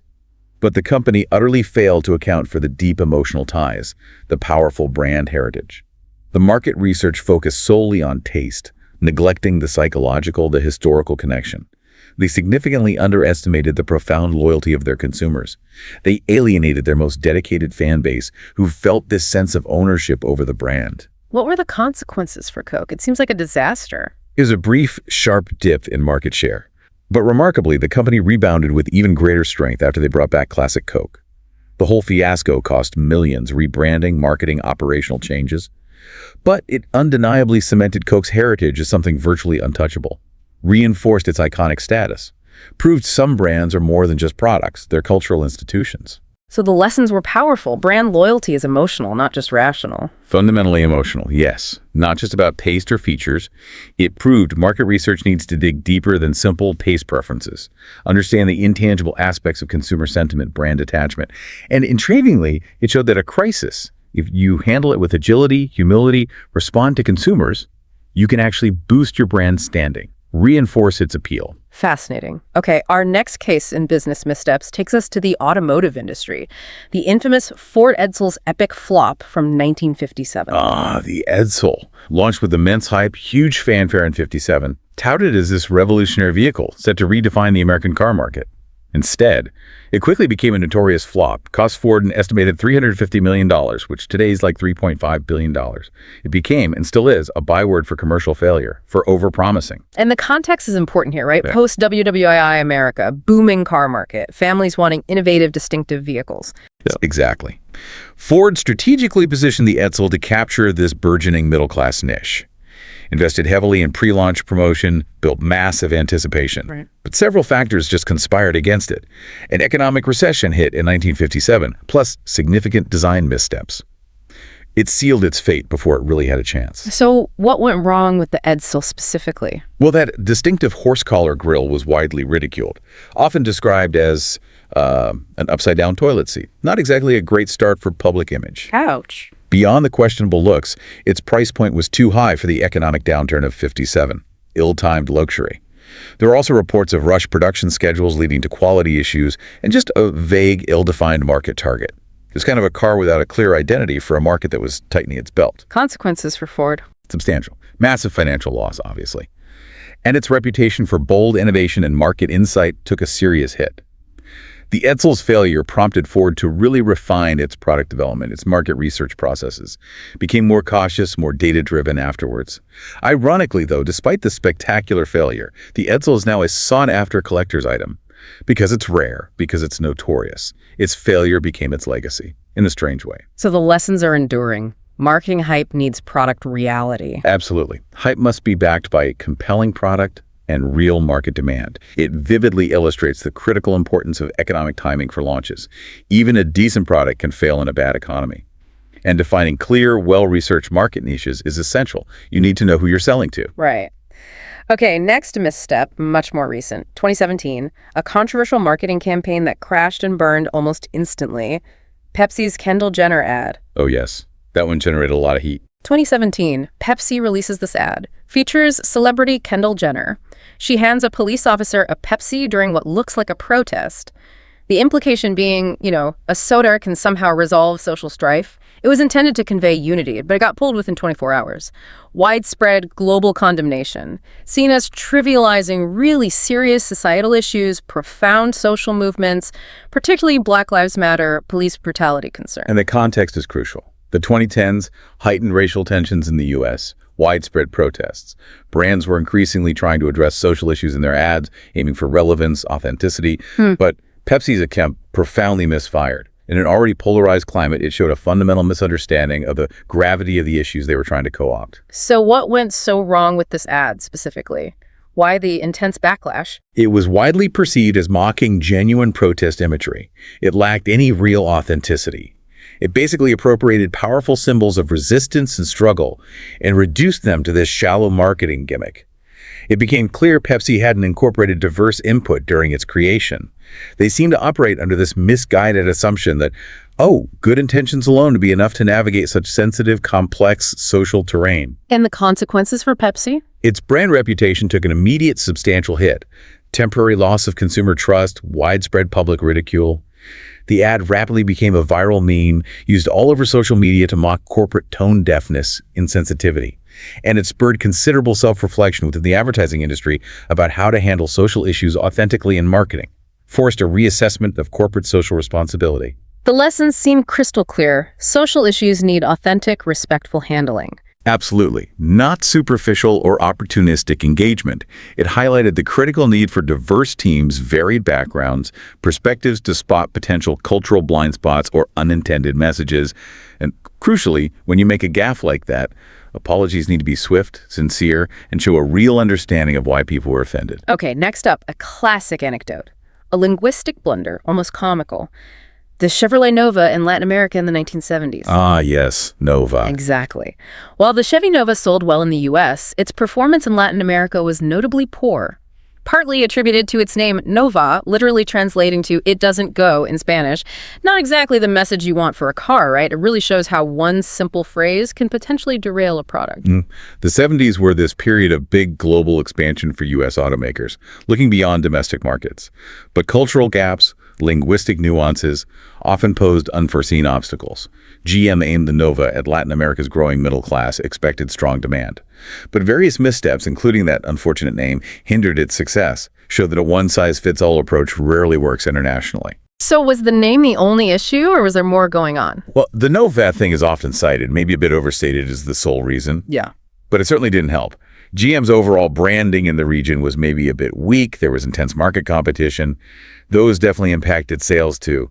A broader cultural insensitivity in their marketing, a failure to do thorough local research, that also played a part. A product's success relies on more than just avoiding bad translations. Consequences for GM? Lower sales, obviously. Significantly underperformed in key Latin American markets, yeah. missed revenue opportunities. And this experience prompted GM to adjust its global strategy, put more emphasis on localized market research, cultural adaptation in naming, marketing, and the anecdote of the Nova's name, still a legendary cautionary tale in business lore, often cited in international marketing classes, prime example of linguistic oversight. So the lessons are invaluable for global brands. Vet product names thoroughly in target markets. Absolutely. Avoid unintended meanings. Comprehensive cultural research is paramount for international ventures beyond language. It includes customs, values, consumer behavior, and it also shows how widely circulated myths or anecdotes can sometimes amplify the perception of actual errors, even if they weren't the only cause of failure. Right. Okay, our final business blunder. This is a truly epic tale of a missed opportunity, one that still sends shivers down the spines of business strategists. Blockbuster's Netflix snub from 2000. Oh, Blockbuster, a textbook case. In 2000, they famously rejected an offer to buy Netflix for just $50 million. They dismissed Netflix's little mail-order DVD model, believed it had no future against their huge brick-and-mortar empire. And Netflix, of course, pivoted, dominated streaming, while Blockbuster, just unable to adapt, eventually declared bankruptcy in 2010. The late 90s, video rental stores were thriving. Blockbuster's 9,000 stores dominated the industry, ubiquitous. Netflix, just a fledgling startup then, proposed a buyout, saw potential synergy. But Blockbuster's leadership, complacent in their dominance, steadfastly committed to physical rentals, brick-and-mortar stores, couldn't foresee the seismic shift technology was about to unleash. So what went fundamentally wrong? Why didn't they see it coming? They profoundly misjudged the trajectory of digital trends, the looming threat of online distribution. They clung to their established revenue streams, especially those late fees, and their physical store presence. Business historians point to their leadership's short-term focus. It blinded them to Netflix's long-term potential, the inevitable shift in consumer behavior from physical media to digital streaming. Failed to see the forest for the trees. Pretty much. Yeah. Focused on optimizing their current model rather than embracing the future, even when the future knocked on their door with a $50 million offer. The consequences were dire. Bankruptcy. Job losses. Blockbuster's 2010 bankruptcy resulted in about 60,000 job losses, a stark reminder of the human cost of corporate stagnation. Conversely, Netflix's market cap surged, reached, $300 billion by 2025, became a global entertainment behemoth. This critical misstep remains a foundational case study in business schools, illustrates the perils of complacency, the failure to innovate. The lessons seem incredibly strong. Embrace disruptive tech early. Yes, don't dismiss them as niche or temporary. It illustrates that a long-term strategic vision consistently outweighs an exclusive focus on short-term gains and established revenue streams. The ultimate lesson is clear. Adapt or face inevitable decline in rapidly evolving markets. Innovation isn't just about creating new things, it's about being willing to, destroy your old models before someone else does. Okay, let's shift focus again. Now to errors of a different magnitude. Political and military blunders. These miscalculations can literally redraw maps, topple leaders, ignite devastating conflicts, often stemming from hubris, poor communication, or gravely underestimating an adversary. And we begin with a monumental strategic error that essentially broke an empire. Napoleon's invasion of Russia in 1812. 1812, Napoleon's formidable Grande Armée, 600,000 soldiers strong, launches this massive invasion of Russia. His goal?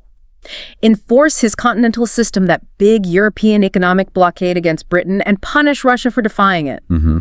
But what started as this seemingly unstoppable campaign turned into a catastrophic retreat.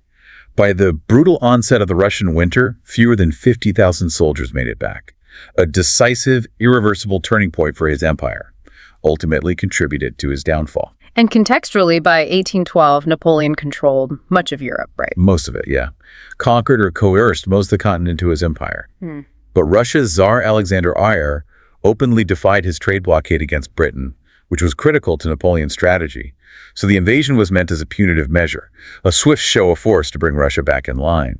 Yet Napoleon gravely overlooked the sheer vastness of Russia and the severity of its unforgiving winter. Two monumental challenges that proved insurmountable. So what went catastrophically wrong for arguably one of history's greatest military minds? He grievously underestimated Russia's scorched earth tactics. The retreating Russian armies systematically burned everything, crops, villages, anything useful to the invaders, denied them crucial resources. And his supply lines Collapsed, stretched over immense distances deep into Russia, led to widespread starvation, disease, desertion among his troops. overconfidence in his own military genius, and a profound failure to adapt to the brutal local conditions, the enemy's unconventional strategy. Those were key factors. The consequences for Napoleon were immense. His empire crumbled. Began to crumble soon after, yeah. His military strength was fatally depleted, led to his first exile. Russia, conversely, emerged significantly strengthened, a major European superpower after repelling the continent's dominant force, and the campaign profoundly influenced military strategy ever since, highlighting the supreme importance of logistics, supply chains, and really understanding the operational environment, climate, terrain, everything. So the lessons are stark. Logistics are as important as strategy. Maybe more so sometimes. Robust logistics, reliable supply chains, just as vital as ambition or tactical brilliance. It showed local conditions, harsh winter, determined adversary adapting can totally shape outcomes, regardless of army size or reputation. And overextension of forces, pushing beyond sustainable limits, almost always invites collapse, strategic defeat. Okay, our next political and military error is a well-known example of intelligence failure, one that shaped a president's future decisions. The Bay of Pigs invasion in 1961. The Bay of Pigs, a classic intelligence fiasco. April 1961, a force of 1,400 Cuban exiles, covertly backed by the CIA, invades Cuba at the Bay of Pigs. Objective, overthrow Fidel Castro's communist regime. But the mission collapses disastrously within days. Invading force, quickly defeated, inadvertently strengthened Castro's grip, became a massive embarrassment for the U.S. And the Cold War was at its peak then. Intense U.S. fear about Soviet alignment in Cuba just 90 miles offshore. President Kennedy inherited the CIA's plan from the Eisenhower administration, approved it, despite significant internal doubts from some advisors. A critical flaw. The exiled forces were counting on crucial U.S. air support for cover. Support that, well, never materialized during the actual invasion. What led to such a complete and utter failure then? Fundamentally, the CIA profoundly misjudged two things: the true extent of Castro's popular support among Cubans, and the capabilities of his military forces. Plus, critical leaks had forewarned Cuba. Castro's forces were prepared. Poor logistical planning left the invaders stranded, vulnerable on the beaches, quickly overwhelmed. The whole operation was just plagued by flawed intelligence, over-optimistic assumptions, and lack of decisive commitment from the U.S. government, which kind of pulled back crucial support at the last minute. The consequences were immediate and long-lasting, right? Setting the stage for future confrontations. Definitely. Cuba solidified its alignment even closer with the Soviet Union, increased tensions. Kennedy's more cautious, skeptical approach, a direct result of this failure, heavily influenced his decisions during the subsequent, much more dangerous Cuban Missile Crisis. And the CIA's credibility suffered a severe public blow, led to intense scrutiny, internal reforms. The lessons seem profound for foreign policy. Covert ops. Intelligence needs to be robust, accurate, unbiased. Exceptionally robust, yes. And operational secrecy is critical. Leaks can undermine everything. And perhaps most vitally, political will and commitment must truly align with the scope of the plan. A half-hearted or wavering commitment can doom an operation before it even starts. Right.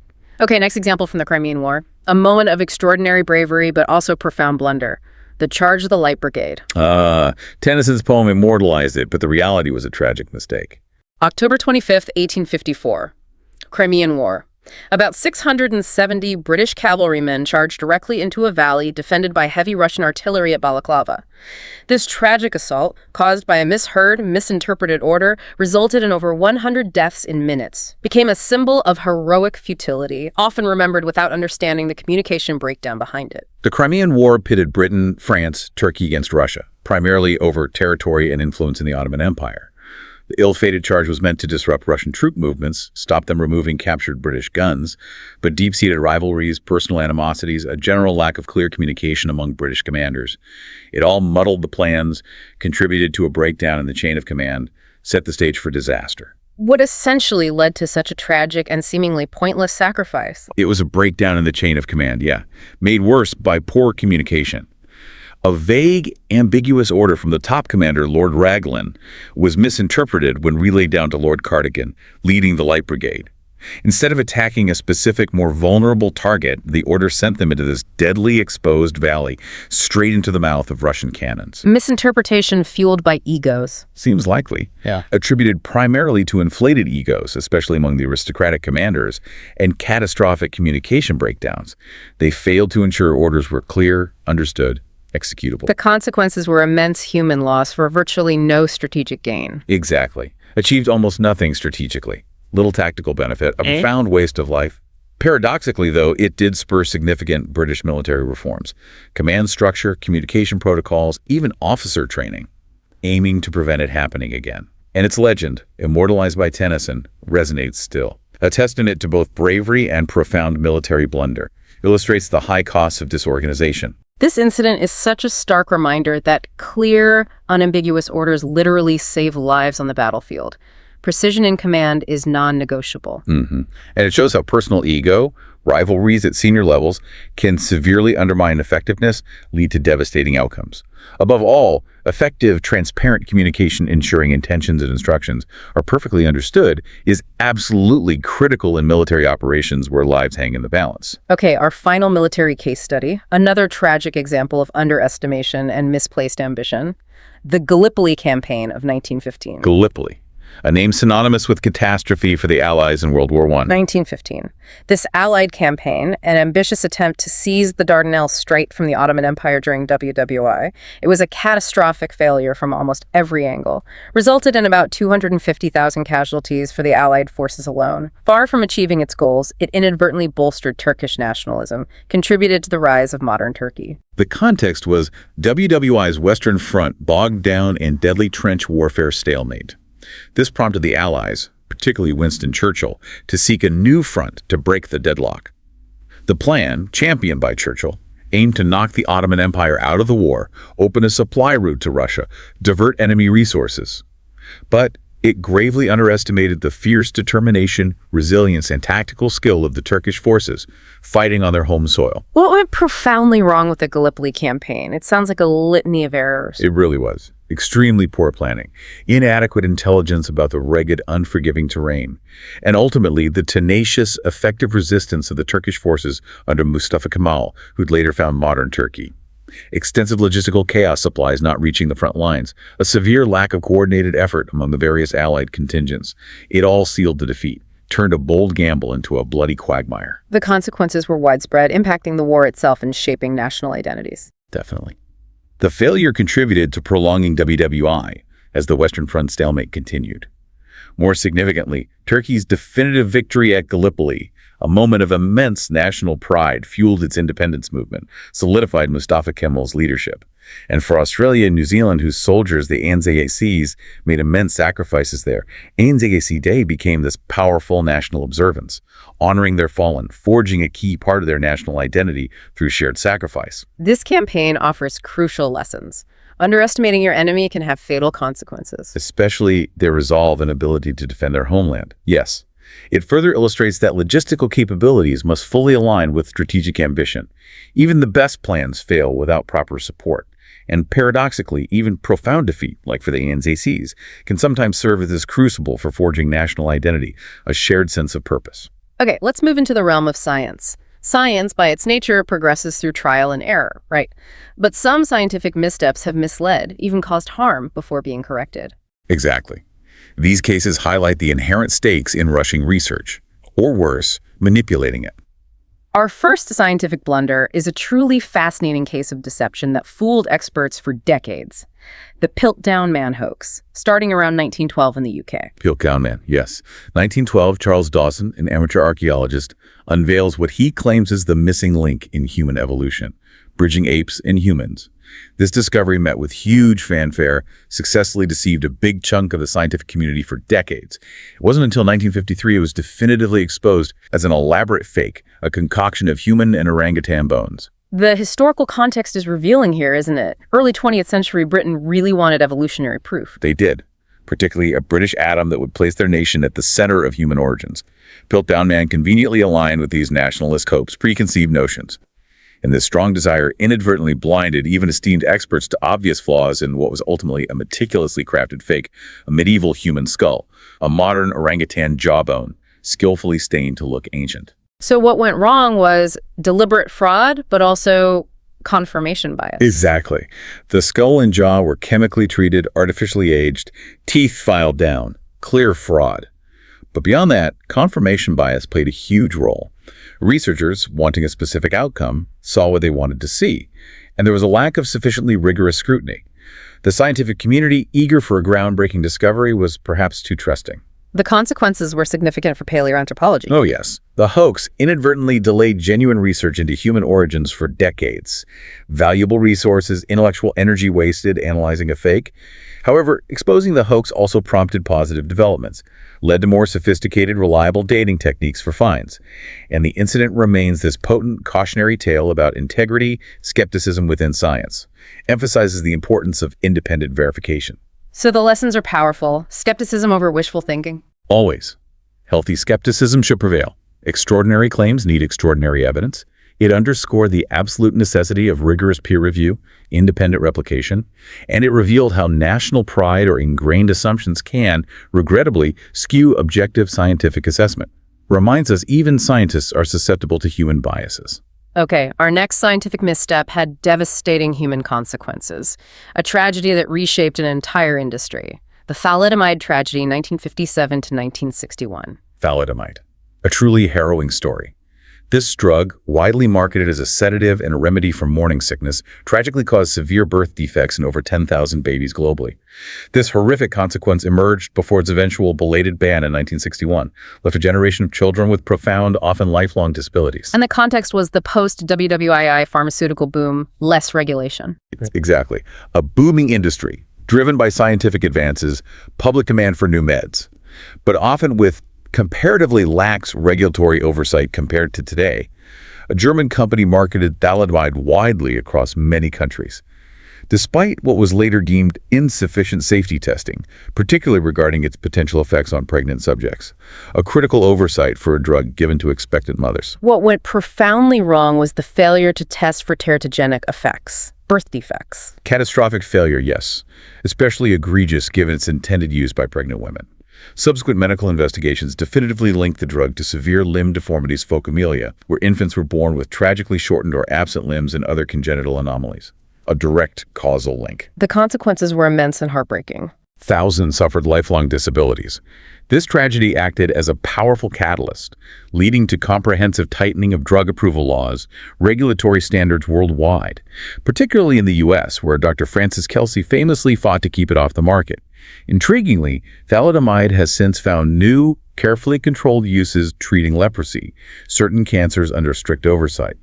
Shows how a drug associated with profound error can, under different circumstances, yield unexpected benefits when better understood. This event taught an immutable lesson. All new drugs need extraordinary testing, especially for pregnant individuals. Rigorous testing, yes. It emphatically proved robust regulation.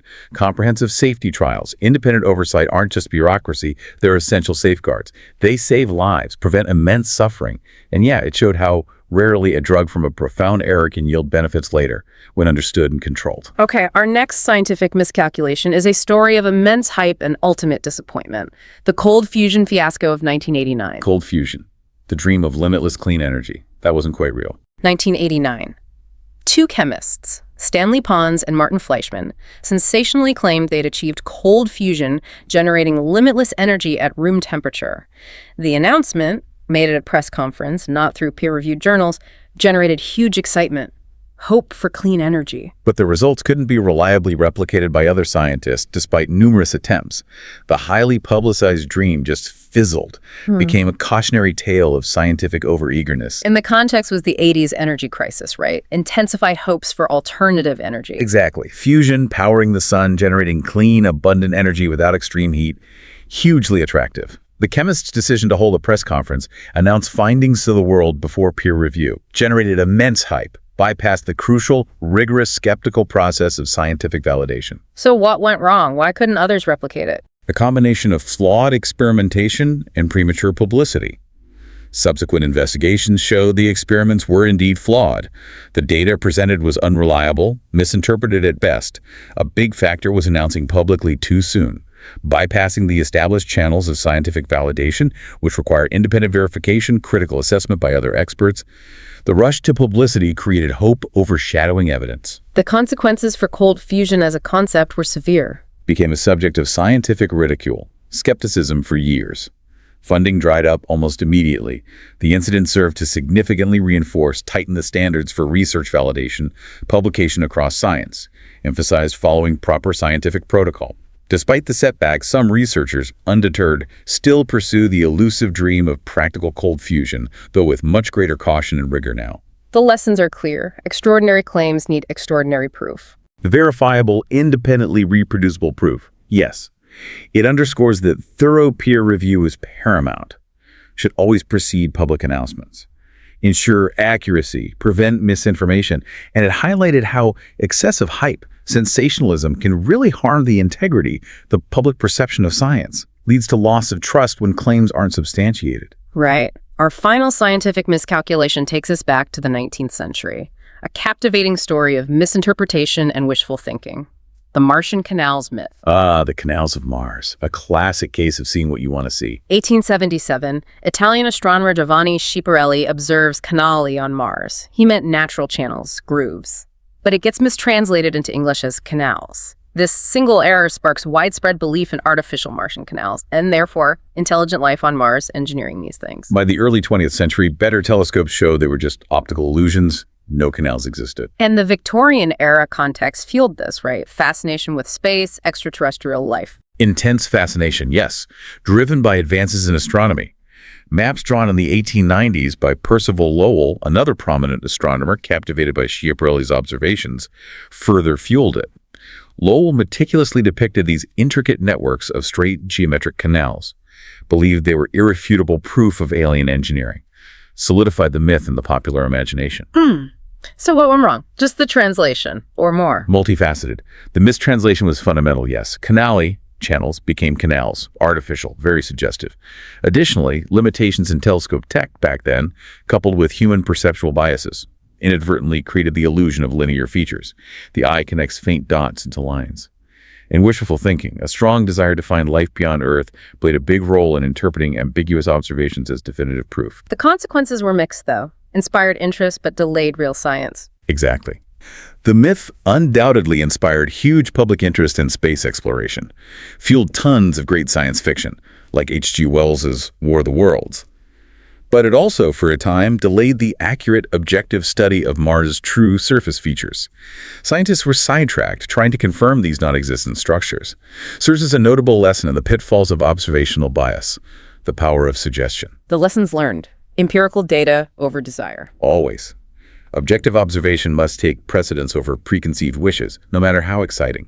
It shows how subtle issues, like one word's translation, can have substantial, long-lasting impacts in scientific interpretation, public understanding. And intriguingly, yeah, even significant scientific errors can sometimes inadvertently inspire future progress exploration. The canal myth certainly motivated further study of Mars. Okay, moving into our increasingly globalized world, cultural missteps can quickly ignite amusement or, more often, intense fury. These cultural and social gaffes show the substantial cost of overlooking or misinterpreting local norms and sensitivities. Absolutely. And our first cultural gaffe is from 2012, a famous shoe brand trying to celebrate St. Patrick's Day. Nike's black and tan sneaker. Right. Nike releases this St. Patrick's Day themed black and tan sneaker. Seemed innocuous maybe, but the name deeply offended Irish consumers, many Irish Americans. The term black and tan immediately evoked this brutal British paramilitary force active during Ireland's 1920s War of Independence, a period of immense suffering, violence in Irish history. Not just a mistake, a deeply offensive oversight. Nike's themed sneakers often aim to tap into cultural celebrations. Identities, here likely targeting Irish-American pride around St. Paddy's Day. But black and tan immediately recall this notorious paramilitary group known for extreme violence, atrocities, suppression during a highly sensitive, painful period. This historical association, completely overlooked by Nike, turned a celebratory product into a symbol of historical insensitivity. What went profoundly wrong was Nike just didn't do their homework, failed to research the historical baggage, evidently. Highlighted a clear lack of cultural awareness in their product naming, marketing teams. Irish protests erupted rapidly, social media, traditional media, forced a public apology from Nike, immediate renaming of the product. The swift backlash showed how globally connected things are, the immediate ramifications of cultural insensitivity. Consequences for Nike, loss of goodwill. Temporary loss of goodwill, yeah. Dent in its brand image among Irish-American consumers who felt disrespected. The incident prompted Nike to significantly tighten its cultural review processes for product naming, marketing, implement protocols to prevent similar missteps. Ironically, the controversial sneaker, due to its notoriety, is now a collector's curiosity, a physical reminder of a marketing blunder. The lessons seem vital. Thorough historical, cultural research in global marketing is crucial. Absolute vitality. What seems harmless in one context can be deeply offensive in another. It demonstrates local cultural expertise is invaluable in preventing these missteps, protecting brand reputation. And crucially, facing such a gaffe, a swift, sincere, humble apology is imperative for damage control, rebuilding trust. Okay, next cultural misstep. Fashion world. Major luxury brands' spectacular misfire in a crucial market. Dolce and Gabbana's chopstick ad from 2018. D&G. Yes, that caused quite a stir. 2018. Luxury fashion house Dolce and Gabbana releases promotional videos depicting a Chinese model attempting, with exaggerated difficulty, seemingly condescending tone, to eat Italian food like pizza, cannoli using chopsticks. The campaign swiftly sparked widespread accusations of racism, cultural insensitivity, led to a significant boycott across China, immediate cancellation of planned D&G fashion shows in Shanghai, a brand trying to be clever, falling flat with thud. And the context. 2010s, booming luxury market in China. Crucial, lucrative target for Western brands. But these brands frequently encountered cultural pitfalls expanding there. D&G's ad came out during heightened U.S.-China trade tensions too, adding another layer of sensitivity. Public particularly attuned to perceived slights. So what went spectacularly wrong here? The ad was widely seen as mocking Chinese culture, reinforcing negative stereotypes about Chinese people's ability to use their own traditional eating utensils. Clear D&G lacked sufficient local cultural input, demonstrated profound tone deafness, failed to understand cultural nuances, historical context. This misjudgment alienated a crucial, incredibly lucrative market segment, showed cultural understanding is as important as design in global fashion. Consequences for D&G were severe, immediate. Sales plummeted. Dramatically in China, yeah. Many retailers pulled their products. The incident compelled the whole fashion industry to engage in widespread self-reflection, spurred increased emphasis on cultural sensitivity training for brands operating internationally. D&G's recovery in the Chinese market has been notably slow, challenging, proves a major cultural misstep can have long-lasting financial, reputational repercussions. The lessons seem powerful, applicable across industries. Perpetuating stereotypes alienates markets. Inevitably causes immense brand damage. It highlights integrating local voices, perspectives, diverse teams, local experts is absolutely critical for global success. Also a stark reminder. Cultural power dynamics can shift rapidly, decisively, imperative for brands to stay agile, sensitive to evolving global perceptions. Okay, next example. A well-known international marketing blunder involving baby food, a cautionary tale of literal interpretation. Gerber's baby food in Africa in the 1960s. Oh, the Gerber baby. Yeah, Yes. Gerber's iconic U.S. baby food jars with that charming, smiling baby on the label performed very poorly, faced significant resistance in certain African markets. Unexpected lack of success, largely because consumers in areas with low literacy levels mistakenly believed the jars contained, well, ground-up babies, given their literal interpretation of the packaging image. The visual, meant to be reassuring, became deeply disturbing. Almost unthinkable, right? Truly is. The 60s. Big expansion for U.S. brands into Africa's emerging markets, seeking new growth. Gerber, relying on its universally recognized successful packaging in the U.S. and West, assumed its iconic image would translate effectively, universally, across diverse cultures. Failed to consider packaging design, like language, is culturally constructed, interpreted. So the core of this cultural oversight was assuming visual language is universal. Pretty much. In regions with low literacy rates, where labels might lack detailed ingredients, consumers rely heavily on visual cues on packaging to understand contents. Gerber's cultural oversight meant they didn't anticipate this literal interpretation of their famous baby image, led to widespread distrust, revulsion, rejection of the product. The smiling baby, symbol of health in one culture, became symbol of horror in another. Consequences for Gerber were significant loss of market share. Considerable loss in targeted African countries, yeah. Forced them to quickly, expensively redesign packaging for these regions, often opting for labels showing the actual ingredients, peas, carrots, etc.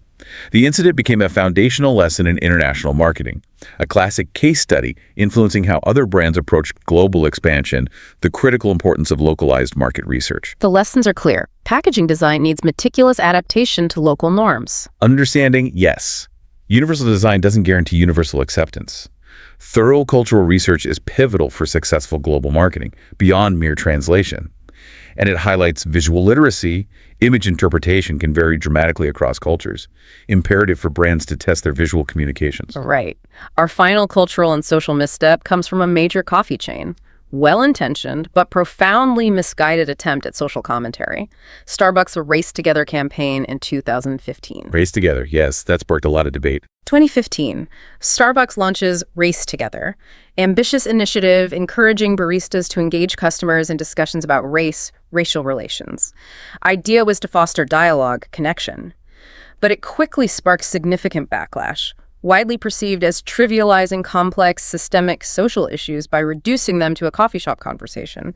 Classic example of good intentions paving the way to a PR nightmare. And the context was critical.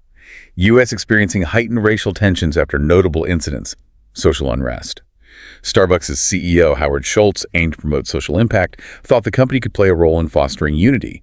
But the campaign's execution proved profoundly flawed, insensitive to the prevailing societal mood and the nature of the complex issues it tried to address. So where did the execution fall apart? Why the backlash? Fundamental flaw was in the execution, the expectation placed on employees. It basically coerced baristas largely unprepared, untrained for such sensitive conversations, into navigating these highly charged discussions about race with customers. Many customers, taken aback, feeling uncomfortable, felt the campaign was preachy, performative, superficial, not genuinely engaging or productive, led to widespread criticism, awkward encounters. Consequences for Starbucks, a hit to their reputation. Notable hit, yeah. Widely mocked, criticized, led to a dip in public favor. The campaign did spur some positive internal changes, though, led to implementation of more robust diversity and inclusion training within the company. Perhaps a genuine attempt to learn from the misstep. It's since become this widely cited example in PR, corporate social responsibility, how good intentions can still lead to significant missteps as executed poorly. The lessons learned seem significant. Social issues demand authentic, carefully considered execution. Not just superficial or forced engagement, yes. It underscored employees must be adequately equipped, trained, comfortable to participate in such initiatives, especially involving sensitive topics. Ultimately, good intentions without proper planning, deep understanding, empathy for how the message will be received, simply not enough to prevent a major PR misstep. Okay, let's turn to our impact on the planet. Regrettably, this provides another stark category of mistakes. From catastrophic spills to widespread deforestation, these environmental oversights unequivocally highlight the critical need for robust, sustainable practices and unwavering accountability. Indeed. Our first environmental oversight is a truly devastating event, one that scarred a pristine wilderness. The Exxon Valdez oil spill in 1989. March 24, 1989. The Exxon Valdez oil tanker runs aground on Bly Reef, spilling an estimated 11 million gallons of crude oil into Alaska's pristine Prince William Sound. An ecological disaster, immediate, catastrophic. Devastated wildlife, sea otters, bald eagles, and profoundly destroyed traditional livelihoods of countless local residents, especially fishing and indigenous communities. And the context. The 1980s oil boom often prioritized rapid profits, increased production over stringent safety measures, environmental protection. The Valdez, a crucial link in the Alaskan pipeline system, was operating under what was later found to be lax oversight, inadequate crew rest policies, insufficient safety protocols, all contributing to an environment ripe for disaster. What went wrong? Human error. Lack of preparation. A confluence of factors. Primarily human error and inadequate preparedness. The grounding was attributed to the captain's alleged intoxication, though later cleared of that specific charge and significant crew fatigue. He'd left the bridge in charge of an unqualified third mate navigating tricky waters. Subsequent investigations also highlighted serious deficiencies in Exxon's spill response capabilities. They proved woefully inadequate for the scale of the disaster, led to a much larger environmental catastrophe than might have otherwise occurred. The consequences for Exxon were immense, billions in fines. Billions in fines, cleanup costs, legal settlements, its corporate image profoundly, perhaps irrevocably damaged. Alaskan fishers, indigenous communities lost traditional livelihoods, cultural practices, faced generational economic, social hardship. Thousands of marine animals perished.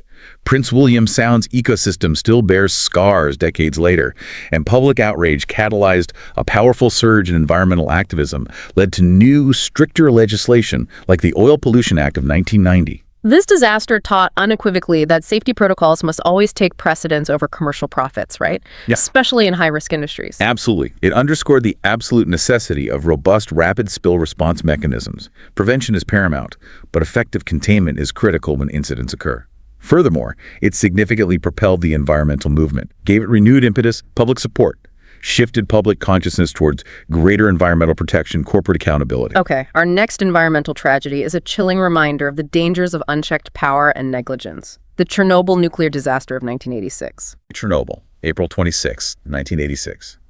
Reactor 4 at the Chernobyl nuclear power plant in Soviet Ukraine explodes during a flawed safety test, releases vast amounts of radioactive material across Europe, remains history's most severe nuclear disaster, a harrowing event that forever changed perceptions of nuclear energy, government transparency. And the context was the Soviet Union prioritizing output over safety. Their ambitious nuclear energy program prioritized output, expansion aiming for energy self-sufficiency, often over rigorous safety procedures, transparency. The specific test at Chernobyl, intended to boost efficiency during a routine shutdown, proceeded with profound disregard for inherent risks, established safety protocols, driven by a desire to complete the test quickly, regardless of consequences. So what exactly went so terribly wrong? Why did it explode? Operators deliberately bypassed critical safety protocols. Disabled automatic shutdown mechanisms pushed the reactor to unstable levels. This was compounded by inherent design flaws in the RBMK reactor itself, making it prone to dangerous power surges at low power levels. Subsequent reports unequivocally blamed a combination of this severe human error and systemic institutional failures within the Soviet nuclear regulatory framework, particularly a culture of secrecy, prioritizing production over safety. The consequences were devastating, far-reaching. Thousands died or fell critically ill from acute radiation exposure, long-term health effects. Many more suffered chronic illnesses for decades. A vast exclusion zone around the plant persists today, area uninhabitable for humans due to contamination. And the disaster undeniably accelerated reform within the Soviet system, forced greater transparency, contributed to its eventual collapse as the world witnessed the devastating effects of a closed system. The lessons delivered were chilling, globally impactful. Safety protocols in high-risk industries are sacrosanct. Must never be compromised for expediency or production goals, yes. It demonstrated transparency in crisis situations, providing accurate, timely information saves lives, fosters public trust. Crucially, it highlighted nuclear risks demand rigorous global oversight, international cooperation, a shared commitment to safety transcending national borders. Okay, next, let's go back in time for an ancient environmental tragedy. A poignant tale of self-destruction, a timeless parable. The deforestation of Easter Island, pre-18th century. Easter Island, Rapa Nui, yes. The ancient civilization there extensively deforested their island, primarily to help construct and transport their iconic Moai statues. This profound environmental oversight tragically triggered ecological collapse, a severe population decline by the time Europeans arrived in 1722, left behind a stark warning, a story remarkably relevant today. And historically, they thrived for centuries on a lush forested island. Initially, yes, teeming with resources. But their cultural priorities, particularly the intensive building of those enormous stone moai, consumed natural resources at an unsustainable rate. Their geographical isolation, thousands of miles from anywhere, limited external resources, alternative adaptations once their own were depleted, made self-sufficiency both a blessing and a curse. So what went wrong? Resource overexploitation. Classic case. The rate of resource exploitation, especially felling immense trees needed for moving the moai, significantly outpaced the island's capacity for ecological regeneration. Cultural priorities, building more, larger statues evidently blinded the inhabitants to the finite limits of their environment, led to profound resource depletion that ultimately made the island uninhabitable for their complex society. The consequences were devastating, rapid, population crashed. Dramatically. Famine, conflict, disease as resources dwindled. Easter Island's ecology hasn't fully recovered even today, remains largely barren, treeless. The historical narrative of the Rapa Nui, their rise and fall, serves as this compelling, somber parable for global discussions on resource overuse, perils of unchecked consumption, consequences of unsustainable practices, a timeless warning. The lessons are powerfully resonant. Environmental sustainability linked to societal survival. Inextricably linked. A healthy environment isn't just an amenity, it's the foundation of civilization. It demonstrates how deeply ingrained cultural priorities, even those meant to honor or inspire, can sometimes lead to collective blindness to escalating environmental risks. The profound lesson, even seemingly small localized errors in resource management can, multiplied over time, scale into global warnings for our own planet. Okay, our final environmental oversight brings us to a major city, mid-20th century, the Great Smog of London in 1952. The Great Smog, or the Big Smoke, yes. December 1952, a severe smog descends on London. Blankets the city in thick, toxic fog for 5 days. Results in an estimated 4,000 to 12,000 deaths, primarily from respiratory illnesses. This tragedy unequivocally exposed the deadly consequences of unchecked coal pollution, served as a powerful catalyst for modern environmental legislation, transforming public health policy. And post-WWII, Britain relied heavily on coal. Lax regulations. Heavily relied on coal for domestic heating industry, relatively lax pollution regulations. A prolonged cold snap, combined with a temperature inversion where warm air traps colder, polluted air near the ground trapped the toxic smoke, created an extraordinarily lethal atmospheric condition. Thick, acrid air. Visibility dropped to mere feet sometimes, visibly deadly. What went so terribly wrong? Just the coal and the weather. Direct consequence of exceptionally heavy coal consumption combined with the complete absence of effective environmental regulations. Pervasive use of low-grade, high-sulfur coal for heating homes, powering industries, filled the air with particulates, sulfur dioxide. The weather merely exacerbated an already perilous situation by preventing dispersal. Subsequent investigations squarely blamed weak environmental policy, failure to prioritize public health over industrial output. The consequences were immediate, tragic. Thousands died. Thousands died. Many more suffered severe respiratory illnesses, lasting health problems heightened vulnerability. The sheer scale of the human cost served as powerful impetus for immediate legislative action, led directly to the landmark Clean Air Act of 1956. The event significantly elevated air quality from a local urban concern to a critical global public health issue, showed environmental disasters can drive fundamental societal legislative transformation. The lessons seem clear, enduring. Pollution demands robust regulation. Timely regulation, yes, to protect public health. It demonstrated public health concerns can be a potent, undeniable driver for significant policy change. Galvanized public support for seemingly restrictive laws. Furthermore, it illustrated how profound crises can indeed serve as powerful catalysts for fundamental societal legislative transformation, sparking a broader environmental movement. Okay, to deepen our global tour of mistakes, let's explore a few more diverse, intriguing examples, underscoring the multifaceted nature of human error and the valuable insights they offer. Right. We start with a major missed opportunity in music history, one that still makes executives cringe. The Decca Records Beatles' rejection in 1962. Decca Records, 1962. Infamously rejected the Beatles after an audition, with that now infamous quote stating, "Guitar groups are on their way out." The band, of course, signed elsewhere, became one of the most successful, culturally influential acts of all time. Fundamentally reshaped music, culture for decades. Can you imagine making that call? Stuff of legends, isn't it?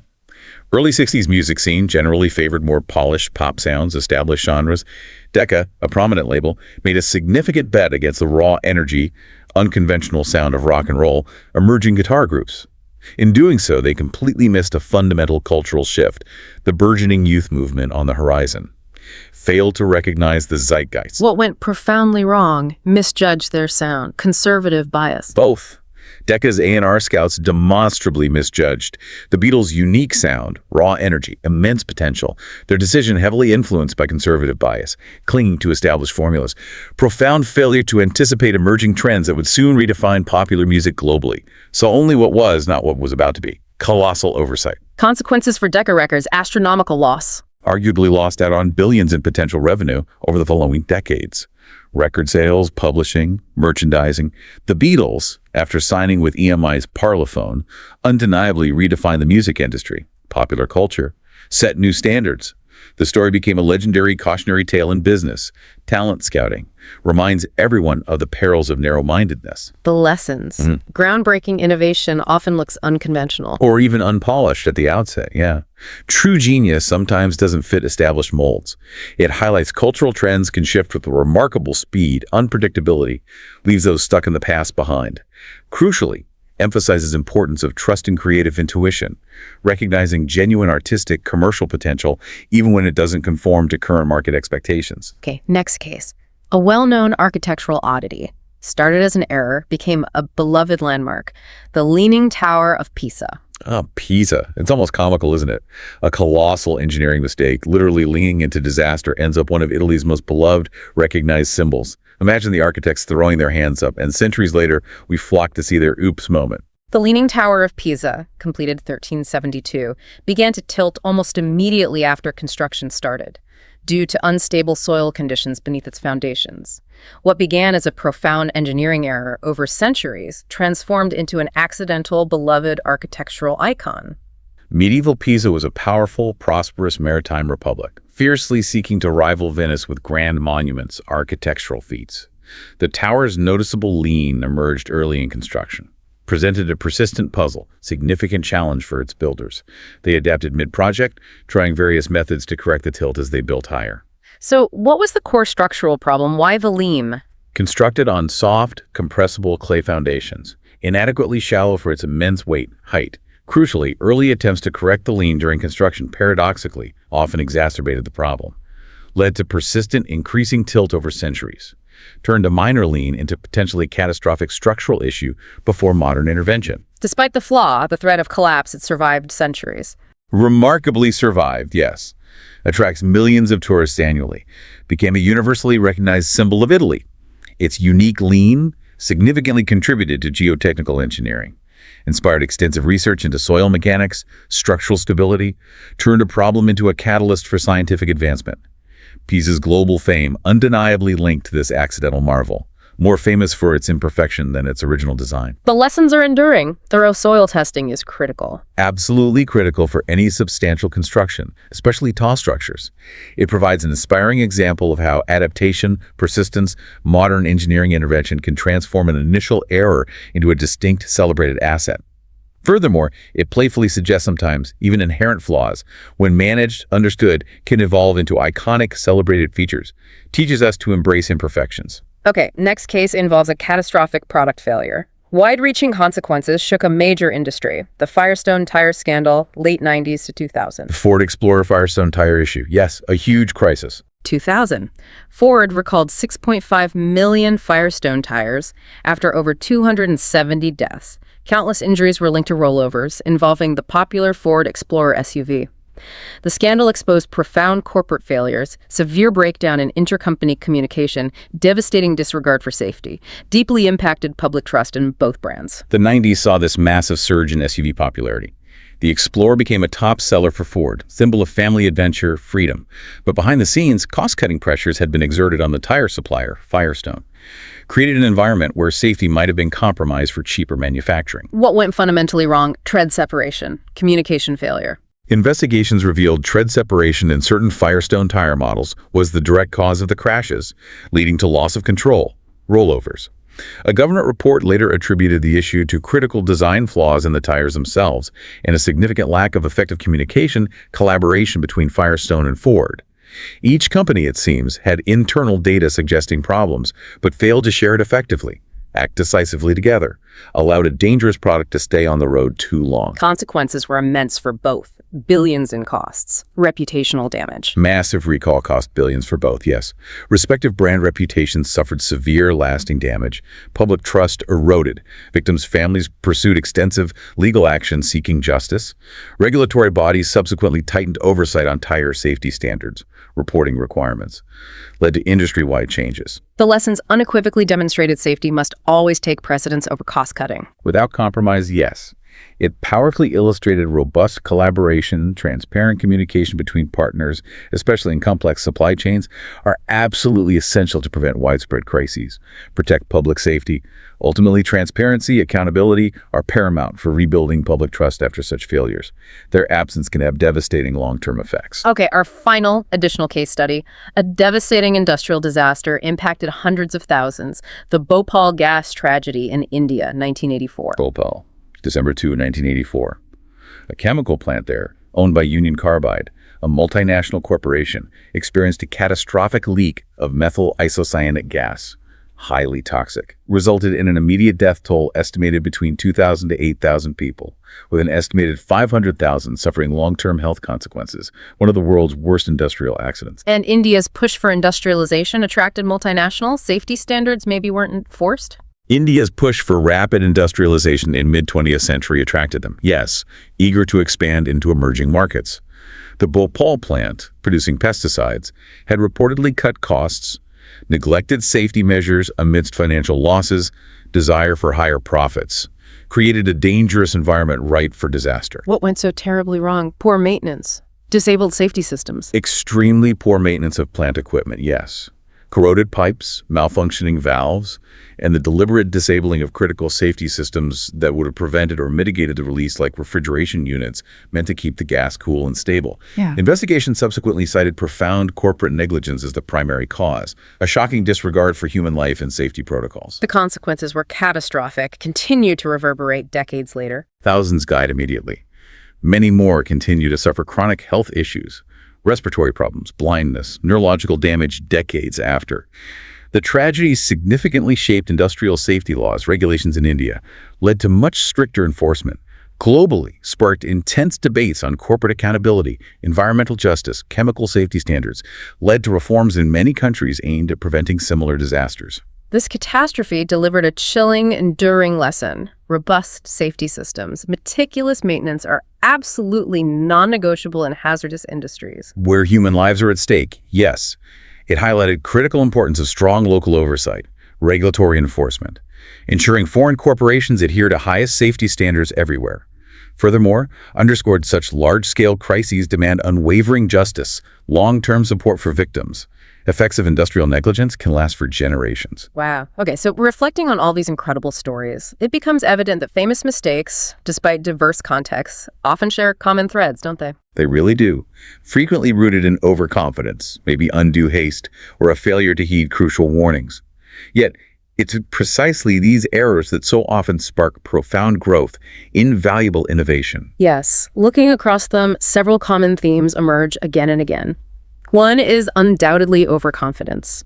From Napoleon's Russian campaign, where his military genius led him to disregard climate and logistics, to NASA's shuttle launch decisions, over-relying on a proven system, ignoring engineer warnings, even Nike's sneaker design failing to research cultural nuances. An excessive belief in one's own judgment or system, ignoring dissent or challenging data, often leads to monumental missteps. This hubris can be blinding. Another critical one, communication breakdown. Whether it was misheard orders on a Crimean battlefield sending the Light Brigade to doom, or that fundamental unit mix-up on the Mars mission, a lack of clarity, effective information exchange among teams, hierarchies can have devastating consequences. Transparent, unambiguous communication saves lives, preserves projects, ensures everyone's literally on the same page. And we saw repeatedly the danger of insufficient testing. The tragic outcomes from thalidomide causing birth defects to the Ariane 5 exploding due to reused untested code. It underscores that skipping rigorous validation, testing protocols invites ruin, catastrophic failure, comprehensive scrutiny, real-world trials before deployment are paramount, always. And finally, a recurring theme, the failure to adapt. Blockbuster's inability to pivot with changing market trends, embrace new tech, or the ancient Rapa Nui's tragic refusal to recognize ecological limits as they deforested their island, demonstrates the peril of rigidity, clinging to outdated models. Conversely, Coca-Cola's swift pivot back to classic Coke, or the centuries-long engineering efforts to stabilize Pisa's leaning tower, show how errors, when acknowledged, acted upon with flexibility, can be salvaged, even turned into unique assets. And these lessons aren't just historical footnotes. They have powerful modern relevance for us today. In technology, that Y2K bug panic, though averted, serves as a crucial cautionary tale for today. Emphasizing new frontiers like AI, cybersecurity demands similar vigilance, proactive problem-solving, global coordination to prevent unforeseen systemic failures. In business, the swift, often brutal public backlash against ads like Pepsi's or D&G's shows how social media now instantly amplifies corporate gaffes, makes cultural sensitivity, rigorous vetting, swift, sincere responses more critical than ever. A local blunder becomes a global crisis in minutes. For the environment, Easter Island's deforestation echoes powerfully in today's climate change biodiversity loss concerns. An ancient warning about resource depletion, unsustainable practices now on a global scale. These past failures offer vital insights. And in politics, lessons from intelligence failures like Bay of Pigs or military miscalculations like Gallipoli remain acutely relevant, cautioning against misinformation, hubris, underestimation of adversaries in modern international relations, strategic decisions. So what are the key takeaways for you, our listener, from this deep dive? First, maybe, test relentlessly. Whether it's a product, a policy, even an assumption you're making. Thorough, continuous testing uncovers flaws before they become catastrophes. Don't assume, verify. Second, listen to dissent. That person raising concerns, the quiet engineer, the skeptical voice, they might hold the vital key to preventing disaster. Cultivate environments where dissent isn't just tolerated, but genuinely welcomed, rigorously considered, seen as crucial to decision-making. Third, stay humble. Hubris is that recurring villain, blinding leaders, teams to obvious risks. Recognizing our own fallibility, the limits of our knowledge, is a powerful shield against profound error. Acknowledging you don't know everything is the first step to true learning. And finally, maybe most significantly, learn fast. The ability to acknowledge a mistake, understand its root causes without dwelling on blame, and pivot quickly. Perhaps the most significant lesson. It's not just about trying to avoid errors' entirely impossible task, but about transforming them into catalysts for improvement, innovation, growth. What a journey. These stories of famous mistakes, collapsing bridges, marketing missteps, they remind us errors are truly humanity's fingerprints. Unique, messy, remarkably telling. They reveal our innate fallibility, yes, but also our incredible capacity for adaptation, growth. It's not about avoiding mistakes entirely, because that's impossible. It's about how we respond when things inevitably go wrong, how we analyze, adapt, move forward. This deep dive shows that while mistakes are universal, so too is our potential to learn, improve, constantly refining our understanding. So next time you stumble, flub a presentation, maybe even burn dinner, remember, you're participating in a grand global tradition of occasionally messing up spectacularly. And in those moments, there's always an opportunity for a deep, valuable lesson. Maybe consider this. What common, seemingly small errors in your daily life or work could, if left unaddressed, escalate into a bigger challenge? What's one takeaway from today's deep dive that you can apply immediately to better navigate your own challenges, transformations? We hope this deep dive into famous mistakes has given you plenty to think about and has been excellent advanced English listening practice. If you enjoyed this conversation, be sure to like, share, and subscribe to this YouTube channel for more fascinating explorations. Thanks for joining us.